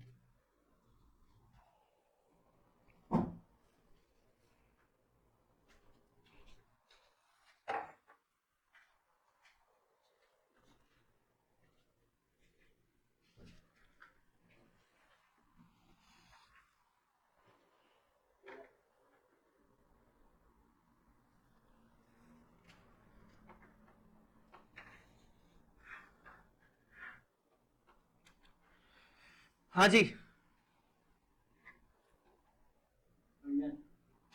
लेसी का इंटेंशन देखेंगे कि वो उसको किसके लिए लीज पर लिया है। अगर उसने यूज प्रोडक्शन में यूज की या फिर एडमिनिस्ट्रेशन पर्पस के लिए लीज पे लिया हुआ है तो फिर वो इंडेक्स 40 में लगाएगा। और अगर फर्दर ऑपरेटिंग लीज पे देने के लिए या फिर कैपिटल एक्विजिशन की पर्पस से लीज पे लिया हुआ है तो फिर उसको इंडेक्स 40 लगाएगा।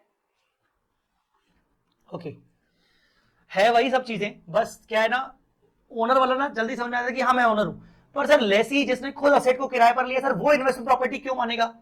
मान सकता है। क्यों? जब उस लेसी ने जो आरओयू लिया है, राइट ऑफ यूज, उस आरओयू के उसको सब्सटेंशियल रिस्क एंड रिवॉर्ड्स आ चुके हैं। मतलब लेसी ने लेसर से जो एसेट ली है, लेसर के लिए वो फाइनेंस लीज है, लेसर के लिए वो फाइनेंस लीज है। लेसर अपनी बुक से वो एसेट हटा चुका है, तो टेक्निकली मैं बोल सकता हूं कि मैं तो उस एसेट को हमेशा के लिए मेरी हो गई, भले वो किराए पर है पर हमेशा के लिए मेरी हो गई। तो मैं अपनी बुक्स में आरओयू तो वैसे तो 116 बोलता है कि आरओयू तो आप वैसे भी दिखाओगे, चाहे तो आपने 6 महीने के लिए भी एसेट लिया तो आप आरओयू दिखाओगे। पर यहां बात अलग है, यहां बात यह है कि मतलब जो एसेट मैं लीज पर ले रहा हूं तो सामने वाला लेसर फाइनेंस लीज दिखा रहा है, मतलब उसने सब्सटेंशियल रिस्क एंड रिवॉर्ड मुझे दे दिए, तो ये एसेट मेरी बुक्स में एज आरओयू दिख रही होगी। अब उस आरओयू को मैं फर्दर रेंटल कर रहा हूं। बेटा फर्दर रेंटल मतलब समझ गए ना, सबलीज, फर्दर रेंटल कर रहा हूं, सबलीज कर रहा हूं और ऑपरेटिंग लीज पर कर रहा हूं।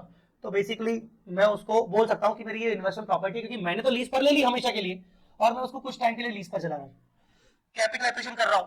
आपके मन में सवाल आएगा, लेसी क्यों कैपिटल एप्रिसिएशन का उसका इंटेंशन होगा? उसने खुद किराए पर लिया है बेटा, उसने खुद किराए पर लिया है, पर उसको सारे रिस्क एंड रिवॉर्ड आ चुके हैं। This is because lessee may have taken risk and rewards of ROU asset. Lessee may be the deemed owner, इसीलिए कैपिटल एप्रिसिएशन। तो हाँ बातें वही चीज है, बट ना लेसी में ना थोड़ी सी गले से नहीं उतरती। अरे यार क्या सर क्या बोल रहे हो?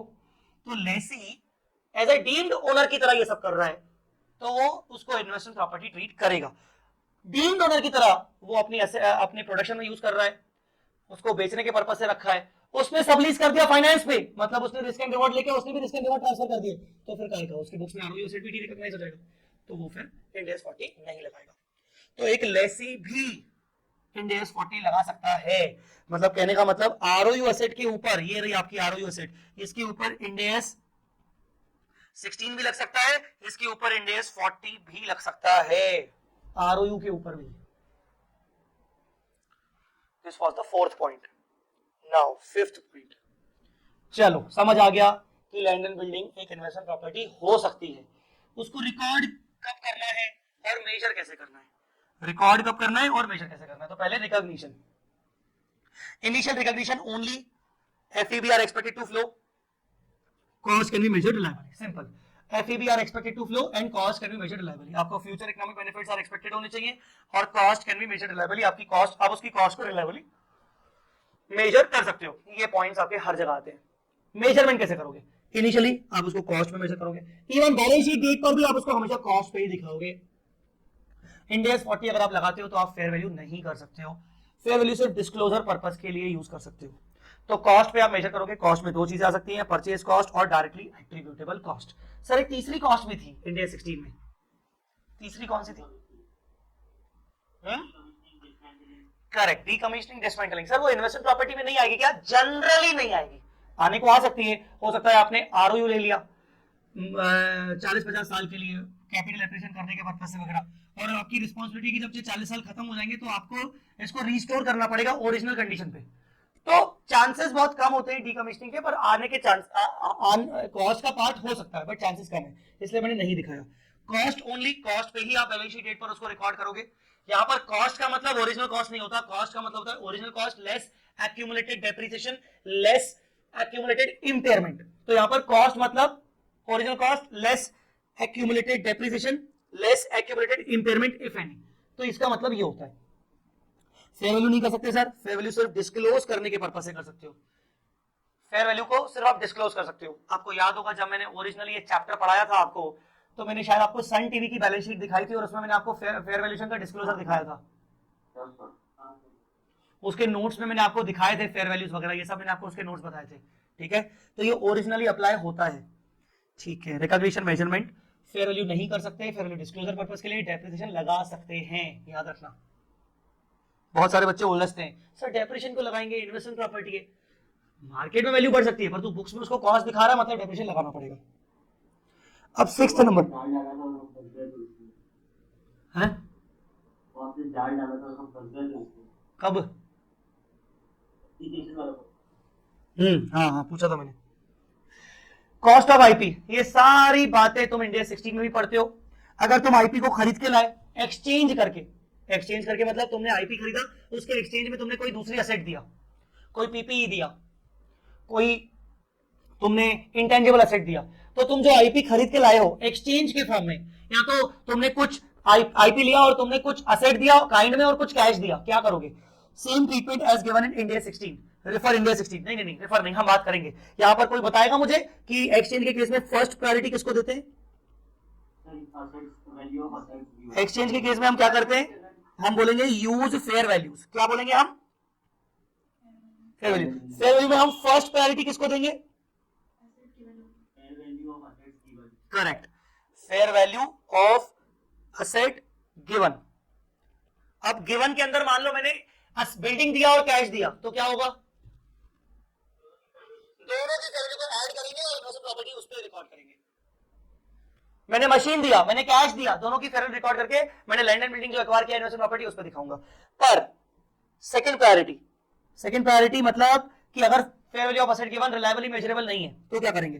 फिर ऐसे केस में fair value of asset receive मतलब आईपी। असेट हमने कौन से रिसीव किया? हमने आईपी रिसीव की है, आईपी रिसीव। तो जो तुमने आईपी रिसीव किया है उसकी फेयर वैल्यू पे रिकॉर्ड करोगे। एक और बात हमने पढ़ी थी कि अगर ये फेयर वैल्यूज दोनों रिलायबल नहीं है, both fair values are not reliable, तो क्या करोगे? रिलायबल नहीं है या फिर commercial the transaction lacks commercial substance. अब जगह नहीं है, मैं लिख नहीं रहा हूं। ट्रांजैक्शन लैक्स कमर्शियल सब्सटेंस, जो हमने एक्सचेंज किया है वो दो लोगों ने मिलकर होल्डिंग सब्सिडी किया, एक दूसरे को एक्सचेंज कर लिया, तो उनका प्रॉफिट अर्न करने का मोटिव नहीं था। तो ऐसे केस में क्या करेंगे? IP shall be recorded. आप आईपी को रिकॉर्ड करोगे at same carrying amount of asset given. जो असेट आपने दिया है उसकी कैरिंग अमाउंट पे। याद आ रहा है कि नहीं बेटा? क्लियर है कि नहीं? दूसरा, deferred settlement basis. Deferred settlement basis मतलब आपने आज आईपी खरीदा जिसका पेमेंट आप कुछ पीरियड के बाद करोगे। डेफर्ड सेटलमेंट, आप उसका सेटलमेंट आप पेमेंट बाद में करोगे। नॉर्मल क्रेडिट पीरियड के बियॉन्ड जाके करोगे, बाद में करोगे। तो ऐसे केस में आईपी की कॉस्ट क्या होगी? जो अग्रीड वैल्यू है, एग्रीमेंट वैल्यू है, वो की प्रेजेंट वैल्यू? प्रेजेंट वैल्यू मतलब जिसको हम बोलते हैं कैश प्राइस इक्विवेलेंट, मतलब agreed value will not be the cost. तो हम कह सकते हैं कैसे केस में cost is equal, cost should not B agreement value, क्योंकि अग्रीमेंट वैल्यू के अंदर फाइनेंसिंग शामिल होगी, फाइनेंस कॉस्ट शामिल होगी, तो कॉस्ट आपकी अग्रीमेंट वैल्यू नहीं हो सकती। इट इज ईदर गिवन या फिर present value of future outflow to be calculated. कुल मिला के कैश प्राइस इक्वल मतलब अगर आज मैं मार्केट से परचेज करके लाता कैश पे तो मुझे कितने की मिलती? या तो दिया होगा या तो नहीं दिया होगा। तो जो भी अग्रीमेंट में जो भी तुम्हें आउटफ्लो करना है उस आउटफ्लो का आज का present value with appropriate discount rate. तकलीफ साला इस केस में ये है कि अप्रोप्रिएट डिस्काउंट रेट निकालना पड़ेगा, इसीलिए ज्यादा बेटर अप्रोच ये कि आप मार्केट से जाके देख लो कि एसेट अगर आप आज कैश में खरीदते तो कितने में मिलती, वो ज्यादा बेटर है। तो आप फेयर वैल्यू करने से बच जाओगे, ठीक है ना, प्रेजेंट वैल्यू करने से बच जाओगे। बट स्टिल उसके बाद आपको बाकी का फाइनेंस कॉस्ट के लिए तो डिस्काउंट रेट चाहिए रहेगा। आगे बढ़ते हैं। If held by lessee as right of use asset, हाँ आईपी की कॉस्ट में क्या क्या आएगा? If held by lessee as a right of use asset, आपने उसको लीज पर लिया था तो क्या क्या आएगा? 116 लग जाएगा। 116 में आरओयू की जो कॉस्ट होती है उसमें क्या क्या शामिल होता है? Present value of lease payment plus initial direct cost plus estimated cost of dismantling. ये कुछ याद आ रहा है कि नहीं? लीज लायबिलिटी निकालते थे पहले अपन, लीज लायबिलिटी की प्रेजेंट वैल्यू, लीज पेमेंट्स की प्रेजेंट वैल्यू। अच्छा मुझे कौन बताएगा इंडिया 116 में लीज पेमेंट में वो 6 या 7 आइटम्स आते हैं, कौन बताएगा? सिर्फ रजत के लिए जरूरी नहीं, कोई भी बीच में बोल सकता है। हाँ बोलो बोलो रजत, बोलते जाओ। Variable payment depending upon rate और इंडेक्स, फिर प्रेजेंट वैल्यू आई जाती है, guaranteed residual value, purchase option price, पूरे तक देती है।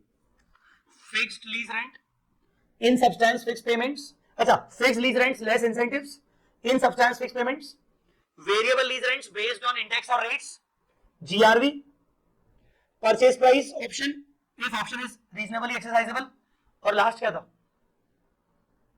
termination penalty, penalty payable due to termination of lease contract if it is reasonably certain that we will terminate, तो penalty. उन सबकी present value will be the cost of ROU along with that initial direct cost along with that estimated cost of dismantling at present value। आरओयू के case में ये हो गया cost of IP. अब 7th number, change in classification of land and building. Change in classification of land and building मतलब land and building को earlier आपने IP माना था, अब आपका पर्पस बदल गया, अब आप उसको अपने बिजनेस में यूज कर रहे हो। आपने अर्लियर बिजनेस में यूज करा था, अब आपका पर्पस बदल गया, अब आप उसको बिजनेस में यूज नहीं कर रहे हो, आप उसको अब इन्वेंट्री मान रहे हो, पहले आईपी थी अब आप इन्वेंट्री मान रहे हो, वगैरह वगैरह। तो land and building as IP change to land and building as PP, land and building as PP change to land and building as IP, land and building as IP change to inventory, land and building as inventory change to IP. क्या करोगे? Classification जब बदलेगा same, इसमें कोई differences नहीं आएंगे, same values पर reclassify हो जाएगा, बैलेंस शीट के अंदर प्रेजेंटेशन में बदलाव हो जाएगा, अलग अलग जगह पे दिखने लगेगी बट वैल्यूज वही होंगी। पर इसमें एक छोटा सा कंसर्न था, अगर क्लासिफिकेशन हुआ है और आपका आईपी से पीपी में गया और पीपी की उस क्लासिफिकेशन में गया, उस कैटेगरी में गया जिसके ऊपर आपने रीवैल्यूएशन मॉडल लगाया है, तो क्या करोगे? अब से लेकर ये आईपी भी आपकी पीपी बन गई तो अब ये रिवैल्यूएशन होगी, सिंपल। बोलो बेटा, क्लियर है कि नहीं? अरे बोलो ना, सबको समझ में आ रहा है कि नहीं? भाग गए साले के सब साले भाग गए, मुझे पता है ना, सबको लगा छोड़ो यार रिवीजन ही है, क्या करना है सर, क्या मतलब है, बोलते सब है रिवीजन रिवीजन रिवीजन, करता कोई नहीं है।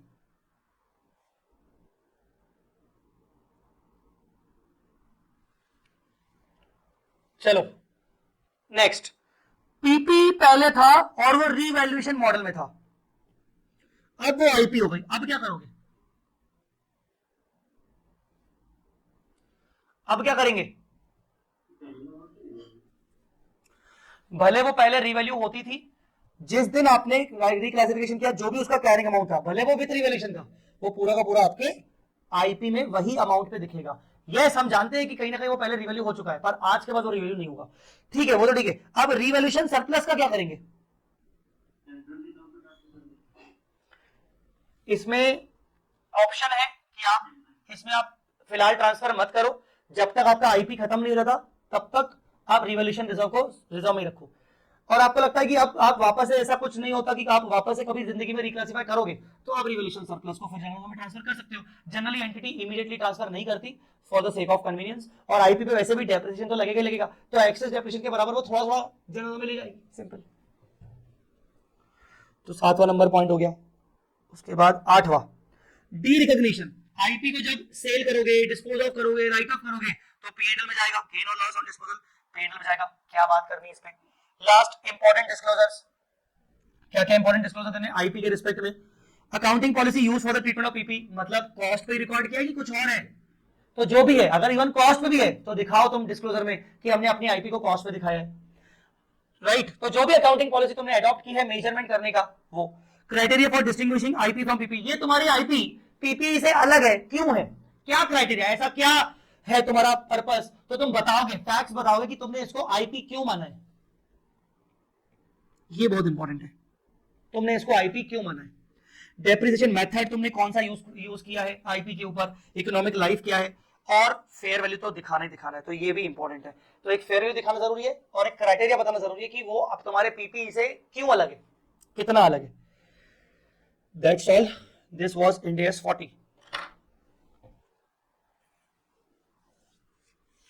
बोलो बेटा, क्लियर हुआ कि नहीं?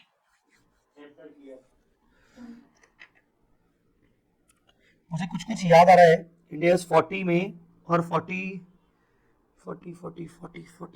में कुछ कुछ क्वेश्चंस मैंने एग्जाम टिक करवाए हुए हैं। जब भी आप चार्ट बुक से रिवाइज करोगे, चैप्टर रिवाइज करोगे, तो ये जो भी हमने क्वेश्चंस अपनी बुक में डाले वो आईसीआई के मटेरियल के हैं, तो कुछ कुछ क्वेश्चंस एग्जाम लेवल क्वेश्चंस है। Question number 6 exam level question है, question number 5 exam level question है, ठीक है ना। तो जहां जहां मैंने एग्जाम लेवल क्वेश्चंस टिक लगवाए हैं तो वो जरूर पढ़िएगा, ठीक है ना। कुछ इलस्ट्रेशन के अंदर अगर मैंने लगवाए होंगे तो वो भी पढ़िएगा। तो क्या है ना, चार्ट बुक्स खाली खाली रिवाइज करना ठीक है, पर चार्ट बुक के साथ फिर इमीडिएटली क्वेश्चन उठा लेना is the best thing, cherry on the cake, कि चार्ट बुक से रिवाइज किया, इमीडिएटली 2-4 क्वेश्चन देख लिए, चलो एटलीस्ट मोटा मोटी तो मेरा रिवीजन हो गया। क्वेश्चन नहीं देखे तो लगेगा चलो ठीक है यार रिवीजन हो गया, पर क्वेश्चन देखने के साथ ना कंप्लीट हो जाता है चीजें कि कैसा क्या। ये एग्जाम लेवल क्वेश्चन, तो 2-4 जो एग्जाम लेवल क्वेश्चन है वो जरूर साथ में रिवाइज करो, ले लो, कंसीडर करो तो ज्यादा अच्छा है। वैसे ही 41 में भी एग्जाम लेवल क्वेश्चन हमने डिस्कस किए थे। क्वेश्चन नंबर 3 ये बीफ कैटल, ये स्लॉटरिंग वाला क्वेश्चन जो बात कर रहे थे हम। ये काउ मिल्क देती हैं जिनकी एज बदल गई, हमने खरीदे थे काउ, अलग अलग काफ खरीदे थे। ये 2 क्वेश्चन ऐसे, ये भी वही काउ लैंड, काउ ग्रांट, अलग अलग चीजें, इसका प्रेजेंटेशन कैसे कैसे होगा, ये एक इंपॉर्टेंट क्वेश्चन। तो ऐसे 3-4 क्वेश्चन आपको एग्रीकल्चर में भी मिल जाएंगे। तो ऐसे एग्जामिनेशन क्वेश्चन अगर आप करोगे रिवीजन के साथ तो आपको बहुत बेनिफिट मिलेगा। बेटा टेल मी, अब क्या तीसरे रिवीजन पर चलें क्या?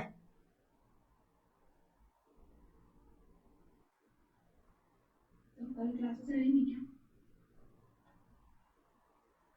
कल क्या है? कल कुछ स्पेशल?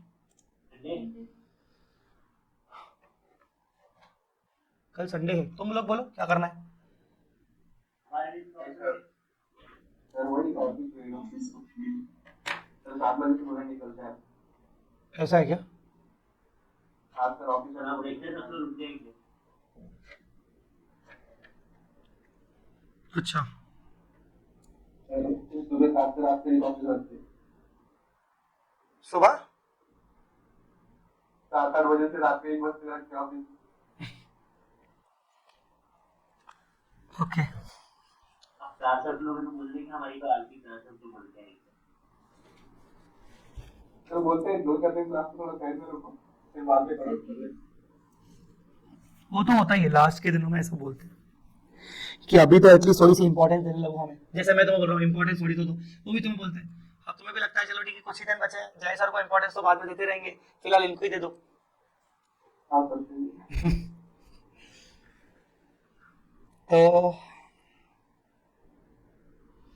ठीक है, क्या बोलूं मैं। तो अभी मुझे बताओ एक आध रिवीजन और देख लें क्या?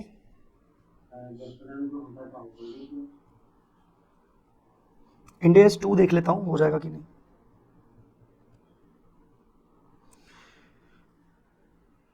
पेज 1 पेज 2 इंडियस 2 कर लेते हैं क्या? इंडियस 2 एक बार कर लेते हैं। 23-36 बाद में कभी कर लेंगे, फिर कल छुट्टी रख के मंडे से अपन प्रॉपर न्यू चैप्टर शुरू करेंगे। If you guys, yes sir.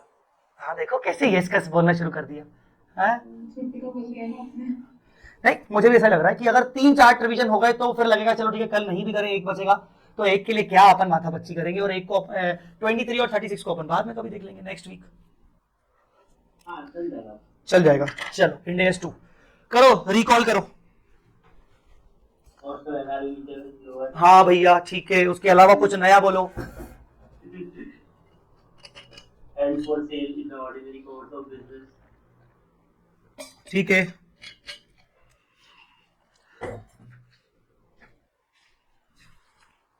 और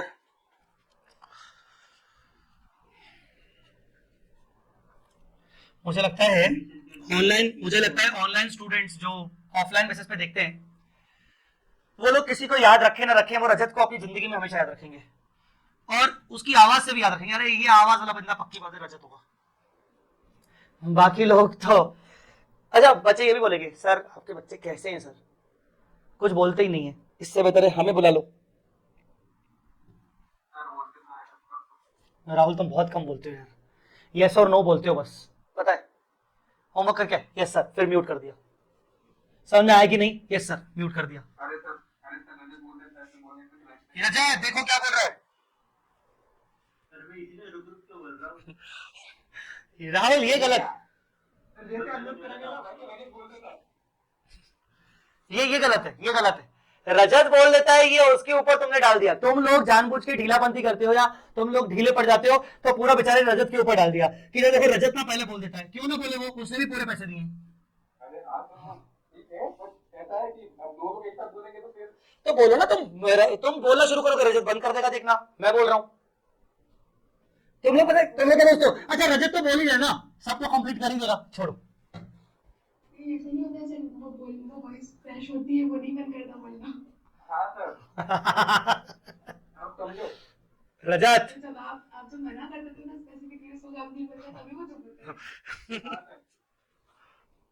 रजत ये क्या सुन रहा हूँ मैं, यार इसीलिए सर वो प्रेरणा भी चैट में बोलती है जो बोला। नहीं, प्रेरणा तो चैट पे वो कभी कभार इसलिए बोलते हैं, वो कभी लाइब्रेरी में बैठी रहती है। मेरे को कल मैसेज किया था उसने, भाई सर वो लाइब्रेरी में बैठी हो, वो बाकी आसपास वाले चिल्ला रहे, बोल रहे तुम क्यों बात कर रही हो, तो वो इसलिए चैट में आती है। ठीक है रजत, आपके आज के बाद ध्यान रखेगा, ये मेरी गारंटी है कि अगर बीच में किसी ने बोला अनटिल अनलेस रजत को डाउट है तो वो अलग बात है, वो तो रजत बोलेगा ही बोलेगा। पर अगर मान लो मैंने पूछा, समझ में आया सबको कि नहीं, और किसी और को बोलना है, और पहली बात तो रजत ने मुझे बोला था सर मैं ना हल्का सा पॉज लेता हूं, पहले देखता हूं कि बाकी लोग बोल रहे हैं कि नहीं तो मैं बोलता हूं। तो रजत करेगा ऐसा कि अगर कोई बोल रहा है तो बीच में वो अपने आप को म्यूट कर देगा। देखना रजत ऐसा अच्छा बच्चा है बेचारा, बहुत अच्छा बच्चा है। हो ना भाई, जवाब क्यों नहीं दे रहे हो आप? हाँ, इन्वेंट्री, यस इन्वेंट्री। सबसे पहले मीनिंग, इन्वेंट्री क्या है? इन्वेंट्री एक एसेट है which is held for sale in the ordinary course of business, obviously held for sale in the ordinary course of business. Building को, लैंड को मोस्टली अगर हमारी ओनर ऑक्यूपाइड प्रॉपर्टी होती है तो हम उसको ऑर्डिनरी कोर्स ऑफ बिजनेस में सेल नहीं करते, इसलिए वो हमारी इन्वेंट्री नहीं होती। ऐसी चीजें जिसको हम अपने रेगुलर एक्टिविटी में सेल करने का काम है वो हमारी इन्वेंट्री। मैंने आपको एग्जांपल दिया था कि जय चावला अपनी बुक्स देता है तो बुक्स उसके लिए इन्वेंट्री, पर जय चावला के लिए जो कैमरा है, आईपैड है, वो उसकी इन्वेंट्री नहीं है, क्योंकि वो उसको यूज कर रहा है, वो सेल करने के लिए नहीं रखा है उसने। इन the process of production for sale, अब सेल करने के लिए प्रोडक्शन करना पड़ेगा। प्रोडक्शन के प्रोसेस में जो इन्वेंट्री शामिल है, जो एसेट शामिल है, उसको भी हम इन्वेंट्री बोलते हैं, WIP के फॉर्म में होता है वो। और प्रोडक्शन करने के लिए आप जो मटेरियल को कंज्यूम कर रहे हो, सप्लाईज को कंज्यूम कर रहे हो, सर्विस रेंडर करने के लिए जो आप मटेरियल को कंज्यूम कर रहे हो, वो आपका रॉ मटेरियल है, वो भी आपकी इन्वेंट्री होती है। तो इन्वेंट्री की डेफिनेशन में ये तीन बातें आती हैं, फिनिश गुड्स की, WIP की और रॉ मटेरियल की। फिर उसके बाद नॉन एप्लीकेबिलिटी की बात कर लेते हैं। नॉन एप्लीकेबिलिटी, ये इंड AS 2 कहां कवर नहीं है? तो पहले तो इंड AS 2 पूरी तरीके से दो बातों पे कवर नहीं है, पूरी तरीके से पूरा इंड AS 2 कवर नहीं है। कौन सा? Financial instruments. फाइनेंशियल इंस्ट्रूमेंट्स पे कवर नहीं है, तो भले आपका वो फाइनेंशियल इंस्ट्रूमेंट स्टॉक की तरह होल्ड हो रहा हो, उसके ऊपर कवर होगा Ind AS 109, Ind AS 32, Ind AS 107। Financial instrument except foreign exchange contracts entered for physical delivery in respect of inventory, then applicable. हाँ, अगर इन्वेंट्री के लिए तुमने कोई फॉरवर्ड एक्सचेंज कॉन्ट्रैक्ट किया है, तुम्हें कोई गुड्स परचेज करने हैं और तुमने उसके लिए कोई फॉरवर्ड एक्सचेंज कॉन्ट्रैक्ट किया, पहले से ही रेट तय कर लिया, फ्यूचर का रेट तय कर लिया जिसपे तुम इन्वेंट्री खरीदोगे, कोई मटेरियल खरीदोगे, तो एक अलग बात है। पर आमतौर पर फॉर एग्जांपल तुम शेयर्स में डील करते हो, तुम शेयर्स की ट्रेडिंग करते हो, डिबेंचर्स की करते हो, तो वो तुम्हारे फाइनेंशियल इंस्ट्रूमेंट हो गए, वो तुम्हारे इंड AS 109 में जाएंगे। इसके अलावा बायोलॉजिकल एसेट, अभी हम देख के इंड AS 41 पढ़ के रिवीजन में, बायोलॉजिकल एसेट अगर in relation to agriculture activity है तो वो आपके इंड AS 2 में कवर नहीं होंगे। ठीक है, FEC मतलब forward exchange contracts. Ind AS 2 पूरी तरीके से कवर नहीं होता फाइनेंशियल इंस्ट्रूमेंट और बायोलॉजिकल एसेट पर, बट इंड AS 2 कवर होगा इन पे, पर उसका मेजरमेंट प्रिंसिपल कवर नहीं होगा सिर्फ, बाकी इंड AS 2 की सारी बातें कवर होंगी, प्रेजेंटेशन पार्ट, डिस्क्लोजर पार्ट सब कवर होगा। इंड AS 2 का जो मेजरमेंट प्रिंसिपल है, मेजरमेंट प्रिंसिपल क्या है? कॉस्ट और NRV व्हिचएवर इज लोअर, ये चीज कवर नहीं होगी इन दोनों के ऊपर। तो इन दोनों के ऊपर कॉस्ट और NRV व्हिचएवर इज लोअर नहीं लगता है, क्योंकि इनके खुद के अपने तरीके ऑलरेडी कस्टमाइज तरीके हैं, जैसे कि agriculture produce, forest produce, mineral produce, इनको हमेशा NRV पे मेजर किया जाता है। Commodity broker traders Ind AS 2 follow नहीं करते, ये लोग fair value less cost to cell पे हमेशा मेजर करते हैं अपनी कमोडिटीज को, जो कमोडिटी ब्रोकर्स हैं। ठीक है ना, तो मेजरमेंट अप्रोच इंड AS 2 की अप्लाई नहीं होगी, बाकी ये लोग इंड AS 2 बाकी की प्रोविजन अप्लाई करेंगे, जैसे NRV कैसे निकाली जाती है वो इंड AS 2 का ही फॉलो करेंगे। ठीक है ना, कॉस्ट कैसे निकाली जाती है वो इंड AS 2 का ही फॉलो करेंगे, डिस्क्लोजर्स, प्रिंसिपल्स वगैरह। इसके बाद measurement of inventory. Measurement of inventory के लिए हमने इन्वेंट्री को अलग अलग हिस्सों में डिवाइड कर दिया। एक तो फिनिश गुड्स का मेजरमेंट कैसे होगा, WIP का मेजरमेंट कैसे होगा, और रॉ मटेरियल का मेजरमेंट कैसे होगा। सबसे पहले फिनिश गुड्स का मेजरमेंट कैसे होगा? फिनिश गुड्स के मेजरमेंट के लिए लोअर ऑफ, जो हमें सबको पता है, लोअर ऑफ कॉस्ट और NRV। कॉस्ट के अंदर तीन चीजें आती हैं, कॉस्ट के अंदर तीन चीजें क्या आती हैं? परचेज प्राइस, परचेज प्राइस के अंदर non refundable duties and taxes भी आ गए। दूसरा कॉस्ट ऑफ कन्वर्जन, कन्वर्जन का कॉस्ट का मतलब होता है कि रॉ मटेरियल को फिनिश गुड्स में कन्वर्ट करने के लिए जो भी खर्चा आया, जनरली लेबर आया, ओवरहेड आया। और अदर कॉस्ट, अदर कॉस्ट का मतलब क्या होता है? Other cost of bringing the inventory, एक शब्द था बहुत इंपॉर्टेंट था, other cost of bringing the inventory to its present location and condition. Inventory को उसकी करंट कंडीशन तक पहुंचाना जहां से वो सेल हो सके, इन्वेंट्री को उसकी लोकेशन तक और कंडीशन तक पहुंचाना जहां से वो सेलेबल हो सके, मतलब वेयर हाउस तक लेके आना, उसको उस कंडीशन तक लेके आना जब वो अवेलेबल फॉर सेल हो सके। तब तक के जितने भी खर्चे, जैसे अदर कॉस्ट में आपका आ गया ट्रांजिट इंश्योरेंस, ट्रांसपोर्टेशन कॉस्ट, ये सब। ठीक है ना, जैसे फैक्ट्री से वेयर हाउस तक पहुंचाने के खर्चे, वो सब।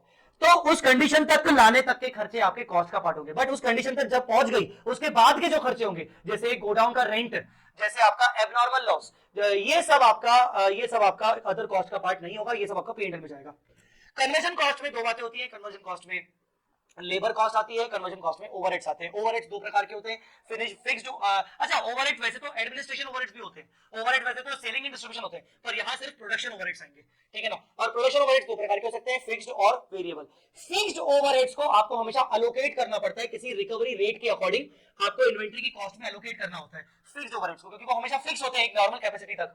तो आप एलोकेशन का बेसिस क्या रखोगे, फिक्स्ड ओवरहेड को एलोकेट करने के लिए आप हमेशा नॉर्मल कैपेसिटी पर अलोकेट करोगे, हमेशा नॉर्मल कैपेसिटी की। जैसे मान लो आपका ओवरऑल फिक्स्ड ओवरहेड 10 लाख का बजट है, डिवाइड बाय आपका नॉर्मल कैपेसिटी क्या है, कितने यूनिट्स आप नॉर्मली बना सकते हो, एक्चुअल कितने बना रहे हो that doesn't matter, divide by normal capacity के बेसिस पर आप रेट निकालोगे और उस रेट को एक्चुअल प्रोडक्शन में मल्टीप्लाई करोगे। बट अगर आपका किसी पीरियड में प्रोडक्शन नॉर्मल के भी ऊपर चला गया, बियॉन्ड नॉर्मल चला गया, तो ऐसे केस में आप फिर नॉर्मल कैपेसिटी यूज नहीं करोगे, आप एक्चुअल प्रोडक्शन के बेसिस पर रेट निकालोगे। तो हम क्या बात कर रहे हैं, हम बात कर रहे हैं फिक्स्ड ओवरहेड को अलोकेट करने के लिए हमें चाहिए रेट, हमें चाहिए रेट। और रेट के लिए जो फॉर्मूला होता है वो होता है fixed overheads divided by normal capacity units. अगर बेस्ड ऑन यूनिट्स है तो, बेस्ड ऑन आवर्स है तो नॉर्मल कैपेसिटी आवर्स। बट अगर किसी टाइम पे नॉर्मल से ज्यादा काम हुआ, एक्चुअल ज्यादा है, तो फिर रेट निकालने के लिए डिवाइड बाय एक्चुअल लिया जाएगा। वेरिएबल ओवरहेड हमेशा एक्चुअल बेसिस पर जाता है, क्योंकि variable overhead per unit wise बढ़ता है आपका। तो मैं वापस से रिपीट कर दूं, फिनिश गुड्स को मेजर करते हैं कॉस्ट और NRV, whichever is lower. Cost में क्या क्या आता है हमने देख लिया। एनआरवी क्या आता है, एनआरवी मतलब estimated selling price. Estimated selling price जितने पे वो हम उसको बेचेंगे, एस्टिमेटेड सेलिंग प्राइस जितने पे हम उसको बेचेंगे minus estimated cost to sell, sell करने के लिए जो खर्चा आएगा। इसको कैसे एस्टिमेट किया जाता है, जनरली इसका सबसे बेस्ट एस्टिमेट कैसे होगा, बेस्ट एविडेंस के अकॉर्डिंग कैसे होगा, आप वैसे भी बैलेंस शीट डेट पर जो आपकी इन्वेंट्री है आप उसका एनआरवी निकालने का सोच रहे हो, तो आप जब इन्वेंट्री का वैल्यूएशन करते हो तो बैलेंस शीट डेट निकल चुकी होती है और आगे की डेट हो चुकी होती है। तो बैलेंस शीट डेट के बाद आप ये चेक कर लो कि ये इन्वेंट्री किस यूनिट पे कितने प्राइस पर ये सेल हुई, that price can be taken as the NRV, ठीक है। दूसरा मेजरमेंट ऑफ डब्ल्यूआईपी। डब्ल्यूआईपी को हम डायरेक्टली मेजर तो नहीं कर सकते, कॉस्ट तो ठीक है, लोअर ऑफ कॉस्ट, कॉस्ट तो ठीक है, इनकर टिल डेट जितना इनकर हुआ, अभी फ्यूचर में भी इनकर होगा, पर डब्ल्यूआईपी का एनआरवी डायरेक्ट निकल ही नहीं सकता। क्यों, क्योंकि डब्ल्यूआईपी हमें बेचना ही नहीं है, तो एनआरवी कैसे निकालेंगे। तो डब्ल्यूआईपी का एनआरवी डिपेंड करता है फिनिश गुड्स के एनआरवी पर। तो आपको क्या करना है, डब्ल्यूआईपी का एनआरवी कैसे डिपेंड करता है, cost lower of cost incur till date, cost incur plus further estimated cost to complete minus estimated selling expense, मतलब एनआरवी ऐसे आपका निकलेगा। इसको मैं थोड़ा और ठीक कर लूं, ये प्रॉपर ठीक नहीं है, ये प्रॉपर नहीं है। आई मीन टू से कि आप बोलोगे यहां पर NRV of finish goods less further estimated cost, तो ये बन जाएगी आपकी एनआरवी ऑफ डब्ल्यूआईपी। कायदे से ये ठीक है, ये ठीक नहीं था, इसमें कॉस्ट आ रही थी। तो डब्ल्यूआईपी की एनआरवी निकालने के लिए आपको फिनिश गुड्स की एनआरवी लेनी पड़ेगी, उसमें से आप, क्योंकि डब्ल्यूआईपी तो फर्दर कॉस्ट होगा तो वो फर्दर कॉस्ट माइनस करोगे तो आपको डब्ल्यूआईपी की एनआरवी मिल जाएगी। Which ever is lower cost और डब्ल्यूआईपी की NRV which ever is lower, उस पे आप डब्ल्यूआईपी को मेजर करोगे। रॉ मटेरियल का तो बहुत अलग ही तरीका है। रॉ मटेरियल को का मेजरमेंट कैसे होगा, डिपेंड करता है फिनिश गुड्स के ऊपर। अगर फिनिश गुड्स को आपने कॉस्ट पे मेजर किया है तो रॉ मटेरियल को भी आप कॉस्ट पे ही मेजर करोगे। फिनिश गुड्स का एनआरवी उसकी कॉस्ट से ज्यादा था तो आपने कॉस्ट पे मेजर किया होगा, कॉस्ट और एनआरवी व्हिचएवर इज लोअर, तो आप रॉ मटेरियल को भी कॉस्ट पे मेजर करोगे। फिनिश गुड्स को आपने एनआरवी पे मेजर किया था, मतलब उसका कॉस्ट ज्यादा था, एनआरवी कम था, तो इसका मतलब ये हुआ कि एनआरवी कम है, कॉस्ट ज्यादा है, इसका मतलब फिनिश गुड्स की डिमांड कम है, तो आगे हो सकता है हम फिनिश गुड्स को नहीं और भी नया प्रोडक्शन ना करें, तो जो हमारे पास एक्जिस्टिंग रॉ मटेरियल है हो सकता है हमें उसको रिप्लेस करना पड़े, इसीलिए हम उसको रॉ मटेरियल को रिप्लेसमेंट कॉस्ट पे मेजर करते हैं। तो रॉ मटेरियल के केस में व्हिचएवर इज लोअर का कांसेप्ट नहीं है, रॉ मटेरियल के केस में या तो रॉ मटेरियल कॉस्ट पे या तो रिप्लेसमेंट कॉस्ट पे। कॉस्ट पे कब, जब फिनिश गुड्स कॉस्ट पे हुए, रिप्लेसमेंट कॉस्ट कब, जब आपके फिनिश गुड्स एनआरवी पे हुए। Next, how to identify the cost. अब कॉस्ट और एनआरवी तो बेस्ट अवेलेबल एविडेंस के अकॉर्डिंग ये हमने पढ़ा। कॉस्ट कैसे आइडेंटिफाई करोगे, तो कॉस्ट आइडेंटिफाई करने के लिए आपके पास कई सारे मेथड्स हैं। कॉस्ट आइडेंटिफाई करने के लिए आपके पास कई सारे मेथड्स हैं। एक उसके लिए पहले आपको देखना पड़ेगा कि आपकी इन्वेंट्री का नेचर कैसा है, नेचर ऑफ द इन्वेंट्री क्या है। आपका इन्वेंट्री ऑर्डिनरली इंटरचेंजेबल होता है या फिर not ordinarily interchangeable. Not ordinary interchangeable में जनरली आपकी कौन सी इन्वेंट्री आती है, जो कस्टमाइज टाइप की इन्वेंट्री होती है, जो क्वांटिटी वाइज बहुत कम बनती है, सिंगल यूनिट बनाए जाते हैं, कस्टमर के रिक्वायरमेंट के अकॉर्डिंग जो इन्वेंट्री बनती है उसको बोलते हैं नॉट ऑर्डिनरली इंटरचेंजेबल, जो कस्टमर की रिक्वायरमेंट के अकॉर्डिंग बनाई जाती है। तो जो इन्वेंट्री कस्टमर की रिक्वायरमेंट के अकॉर्डिंग बनाई जाती है उसमें कॉस्ट कैसे आइडेंटिफाई करोगे, उसमें तो बहुत आसान है, क्योंकि कस्टमर के लिए जो आपने खर्चे किए वही आपकी कॉस्ट बन जाएगी। तो आपने सेपरेट कॉस्ट शीट मेंटेन की होगी फॉर एवरी कस्टमर, तो वो सेपरेट कॉस्ट शीट से आपकी कॉस्टिंग निकल जाएगी। पर अगर इन्वेंट्री आपकी ऑर्डिनरली इंटरचेंजेबल है ना, मतलब आप बार बार प्रोडक्शन करते रहते हैं, अलग अलग क्वांटिटीज में बार बार प्रोडक्शन करते हैं, बार बार रॉ मटेरियल खरीदा प्रोडक्शन किया, रॉ मटेरियल खरीदा प्रोडक्शन किया। तो जब आप बार बार प्रोडक्शन करते रहते हो तो हर टाइम पर थोड़ा बहुत कॉस्ट में डिफरेंसेस आ सकते हैं। कभी पहले कॉस्ट पर यूनिट अलग निकला, फिर अभी अलग निकला, ओवरहेड्स के चक्कर में, लेबर के चक्कर में, मटेरियल के रॉ मटेरियल के प्राइस के चक्कर में। ऑर्डिनरी आपकी इंटरचेंजेबल एसेट है, मतलब नॉर्मल प्रोडक्शन पे होती रहती है आपकी इन्वेंट्री। तो ऐसे केस में आप क्या करोगे, आपके ऊपर है, आपको चॉइस है। आप हिस्टोरिकल अप्रोच में फीफो मेथड अप्लाई कर सकते हो, वेटेड एवरेज कॉस्ट अप्लाई कर सकते हो। आपको अगर हिस्टोरिकल मेथड में नहीं जाना है, बुक्स ऑफ अकाउंट से कॉस्ट नहीं निकालनी, तो आप नॉन हिस्टोरिकल मेथड अप्लाई कर सकते हो, जिसमें आपके पास दो तरीके हैं, रिटेल प्राइस और स्टैंडर्ड कॉस्टिंग। ये चीजें आप समझाओगे, ये सब आप समझाओगे।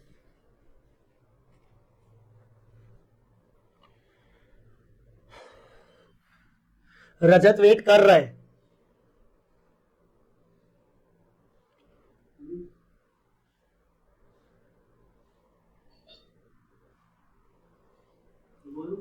अब बेटा चुप नहीं हो सकते तुम वेट जरूर कर सकते हो, तुम चुप नहीं हो सकते, बोलो। ये एक मेथड है क्योंकि जनरली अगर देखा जाए तो उस शॉप्स पे यूज किया जाता है क्योंकि मार्जिन के साथ सेलिंग की जाती है, जैसे कि शोरूम हो गए या चीजें जैसे रिलायंस रिटेल मान सकते हैं।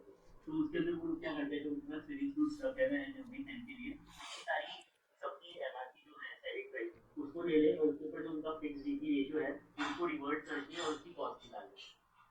ये एक तरीका हो गया रिटेल प्राइस। बस इसमें एक बात चीज इंपॉर्टेंट है, जैसे तुमने जो एग्जांपल दिया डीमार्ट और जो भी, कंडीशन ये है कि एंटिटी जितने भी वैरायटी ऑफ प्रोडक्ट्स में डील करती है, मैक्सिमम प्रोडक्ट्स में उनका मार्जिन सिमिलर है। ऐसी इंडस्ट्री जहां पर आपके पास number of variety of products है बट विथ सिमिलर मार्जिन लगभग एवरेज ऑन एन एवरेज सबके ऊपर एक जैसा है, तो फिर ऐसे केस में आप कॉस्टिंग फाइंड आउट करने के लिए उनकी सेलिंग प्राइस में से जीपी माइनस कर दो, क्योंकि मार्जिन आपका सिमिलर है। तो ओवरऑल कॉस्ट आपको overall selling price cell value के प्रोडक्ट पता होंगे, माइनस जीपी कर दो। तो ऐसे केस में आप कर सकते हो when there are wide variety of products with similar margin. Standard costing कोई बोलेगा?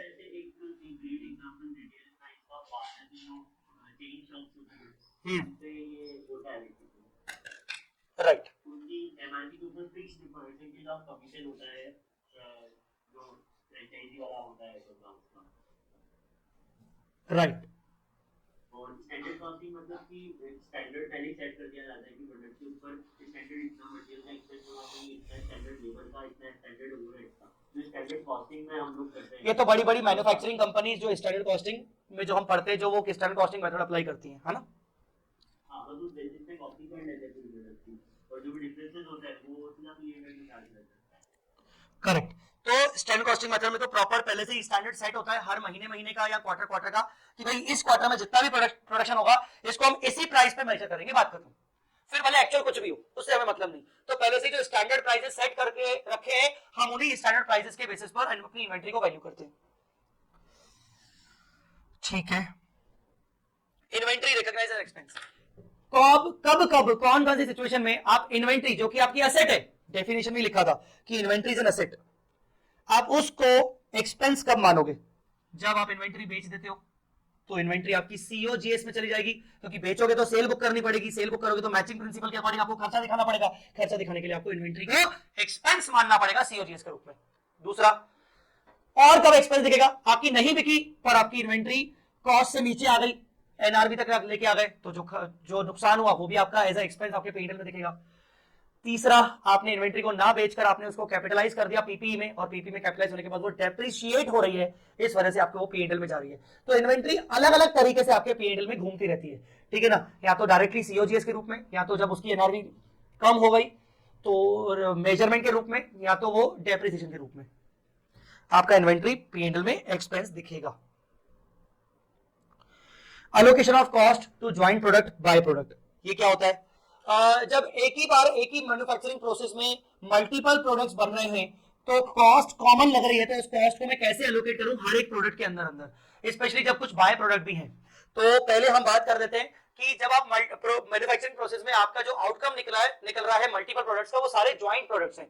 ज्वाइंट प्रोडक्ट का मतलब होता है कि हर एक प्रोडक्ट अपने आप में सेपरेट कैश फ्लो जनरेट करेगा और वो आपका सेपरेटली बिकेगा, हर एक की अपनी अपनी अलग अलग पहचान है। तो क्या करोगे आपने जो खर्चा किया उसको कैसे डिवाइड करोगे, अलग अलग प्रोडक्ट की कॉस्टिंग कैसे निकालोगे? अगर आप खर्चे को सेपरेटली आइडेंटिफाई कर सकते हो कि मैंने भले ज्वाइंट प्रोडक्ट काम किया, सिंगल मैन्युफैक्चरिंग ऑपरेशन था, पर मेरे को पता है कि प्रोडक्ट ए और प्रोडक्ट बी में कितना कितना खर्चा आया, तो बहुत अच्छी बात है, आप सेपरेटली आइडेंटिफाई कर सकते हो तो बात ही खत्म। पर अगर आप सेपरेटली आइडेंटिफाई नहीं कर सकते हो तो क्या होगा, तो आप टोटल कॉस्ट को जितने भी ज्वाइंट प्रोडक्ट है उनके रिलेटिव सेल वैल्यू के रेशियो में, सेल वैल्यू के रेशियो में आप उसको अलोकेट करोगे। सेल वैल्यू किस टाइम की, जिस टाइम पर सेपरेट किया था आपने ज्वाइंट प्रोडक्ट, जिस टाइम पे अलग अलग निकले, या फर्दर प्रोसेस करने के बाद फाइनली उनका जो भी सेल वैल्यू आएगा उस रेशियो में आप ज्वाइंट कॉस्ट को अलोकेट करोगे।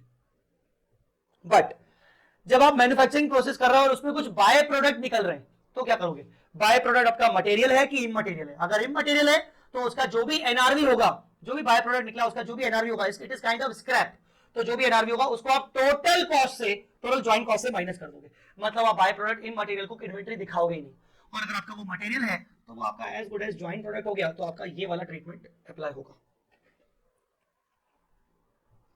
Special cases, not last but not the least, special cases, trade discount, cash discount. Trade discount को हम कॉस्ट में से माइनस करते हैं, कैश डिस्काउंट को नहीं करते, क्योंकि कैश डिस्काउंट आपको इन्वेंट्री खरीदने के लिए नहीं, बाद में पेमेंट जल्दी करने पर मिलता है, तो उसका कोई रिलेशन इन्वेंट्री से नहीं है। Conversion of PP into inventory, conversion of PPE into inventory when such PPE is sold regularly after using in the ordinary course of business, such sale of such PPE shall be booked as sale of inventory on gross basis। क्या है भाई, अगर आप किसी PPE को खरीदते हो और उसको अपने बिजनेस में यूज करते हो, फिर उसको रेगुलरली आप बेच देते हो, ये आपका रेगुलर एक्टिविटी है, मतलब खरीदना, कुछ टाइम यूज करना, फिर बेचना, फिर खरीदना, यूज करना, बेचना, मतलब बेचना भी आपका रेगुलर एक्टिविटी देखा जा रहा है। तो ऐसे केस में जब आप उसको बेचोगे तो PP will be converted into inventory, आप उसको इन्वेंट्री में कन्वर्ट करोगे, फिर जब वो बिकेगी तो जब वो सेल प्रोसीड उसका मिलेगा तो वो ग्रॉस सेल माना जाएगा, और जो पीपी का कैरिंग अमाउंट था वो आपका सीओजीएस बन जाएगा। तो सीओजीएस आपका जाएगा पीएनएल में, सेल प्रोसीड आपका रेवेन्यू, फिर वहां से आपका प्रॉफिट निकलेगा। मतलब पीपी बेचने पर आप अलग से गेन लॉस बुक नहीं करोगे, आप ग्रॉस बेसिस पे पीएनएल में डालोगे। Spare parts, tools, equipments used in the PPE, used in the PPE, अगर इनकी सेपरेट लाइफ है 12 महीने की, 12 महीने से ऊपर की, तो आप उनको इंडिया 16 में मानोगे, ट्रीट करोगे पीपी, उनके ऊपर सेपरेट डेप्रिसिएशन वगैरह लगाओगे। पर अगर उनकी लाइफ 12 महीने से कम है तो आप उनको पीपी नहीं मानोगे, आप उनको एज ए नॉर्मल इन्वेंट्री बोल सकते हो, एक्सपेंडिचर मान सकते हो, परचेज का पार्ट, सीओजीएस का पार्ट मान सकते हो। ईयर एंड पे देखोगे कि अभी भी वो अनकंज्यूम्ड है क्या, तो आप उनको इन्वेंट्री मानते हुए बैलेंस शीट डेट पर मेजर करोगे। Borrowing cost shall be the part of cost of inventory if directly attributable to the acquisition, construction, production of inventory being a qualifying asset। जब हम इंडिया 23 पढ़ा था तो हमने यही देखा था कि अगर आपकी इन्वेंट्री क्वालिफाइंग एसेट है, अब आपकी इन्वेंट्री क्वालिफाइंग एसेट कब होगी, जब वो रिपीटेटिव बेसिस पे नहीं बनती, जब वो रिपीटेटिव बेसिस पे नहीं बनती और लार्ज क्वांटिटी में नहीं बनती, और it takes substantial period of time to get ready for intended use और सेल। और वो अगर वो रिपीटेटिव में बनाई जाती है बेसिस पे और लार्ज क्वांटिटी बनाई जाती है तो इन्वेंट्री आपकी क्वालिफाइंग एसेट नहीं होगी, even though it takes substantial time. तो अगर इन्वेंट्री आपकी क्वालिफाइंग एसेट है और वो क्वालिफाइंग एसेट को बनाने के लिए आपने बोरो किया है कुछ अमाउंट, तो बोरोइंग कॉस्ट आपकी इन्वेंट्री की कॉस्ट का पार्ट होगा। Last but not the least, cost of inventory being agriculture produce harvested from biological asset shall be fair value less cost to sell. ये तो हमने पढ़ा था 41 में भी कि इन्वेंट्री अगर आपकी एग्रीकल्चर प्रोड्यूस है at the point of harvest पे आपने उसको fair value less cost to cell पे मेजर किया था, तो यहां पर अब वो जब आई है तो उसके fair value less cost to sell अपने आप बन जाएगी कॉस्ट। ये सबको क्लियर है? Yes, sir. Everyone tell me. Yes, sir. Alright, so यही हम अपना रिवीजन ओवर करते हैं।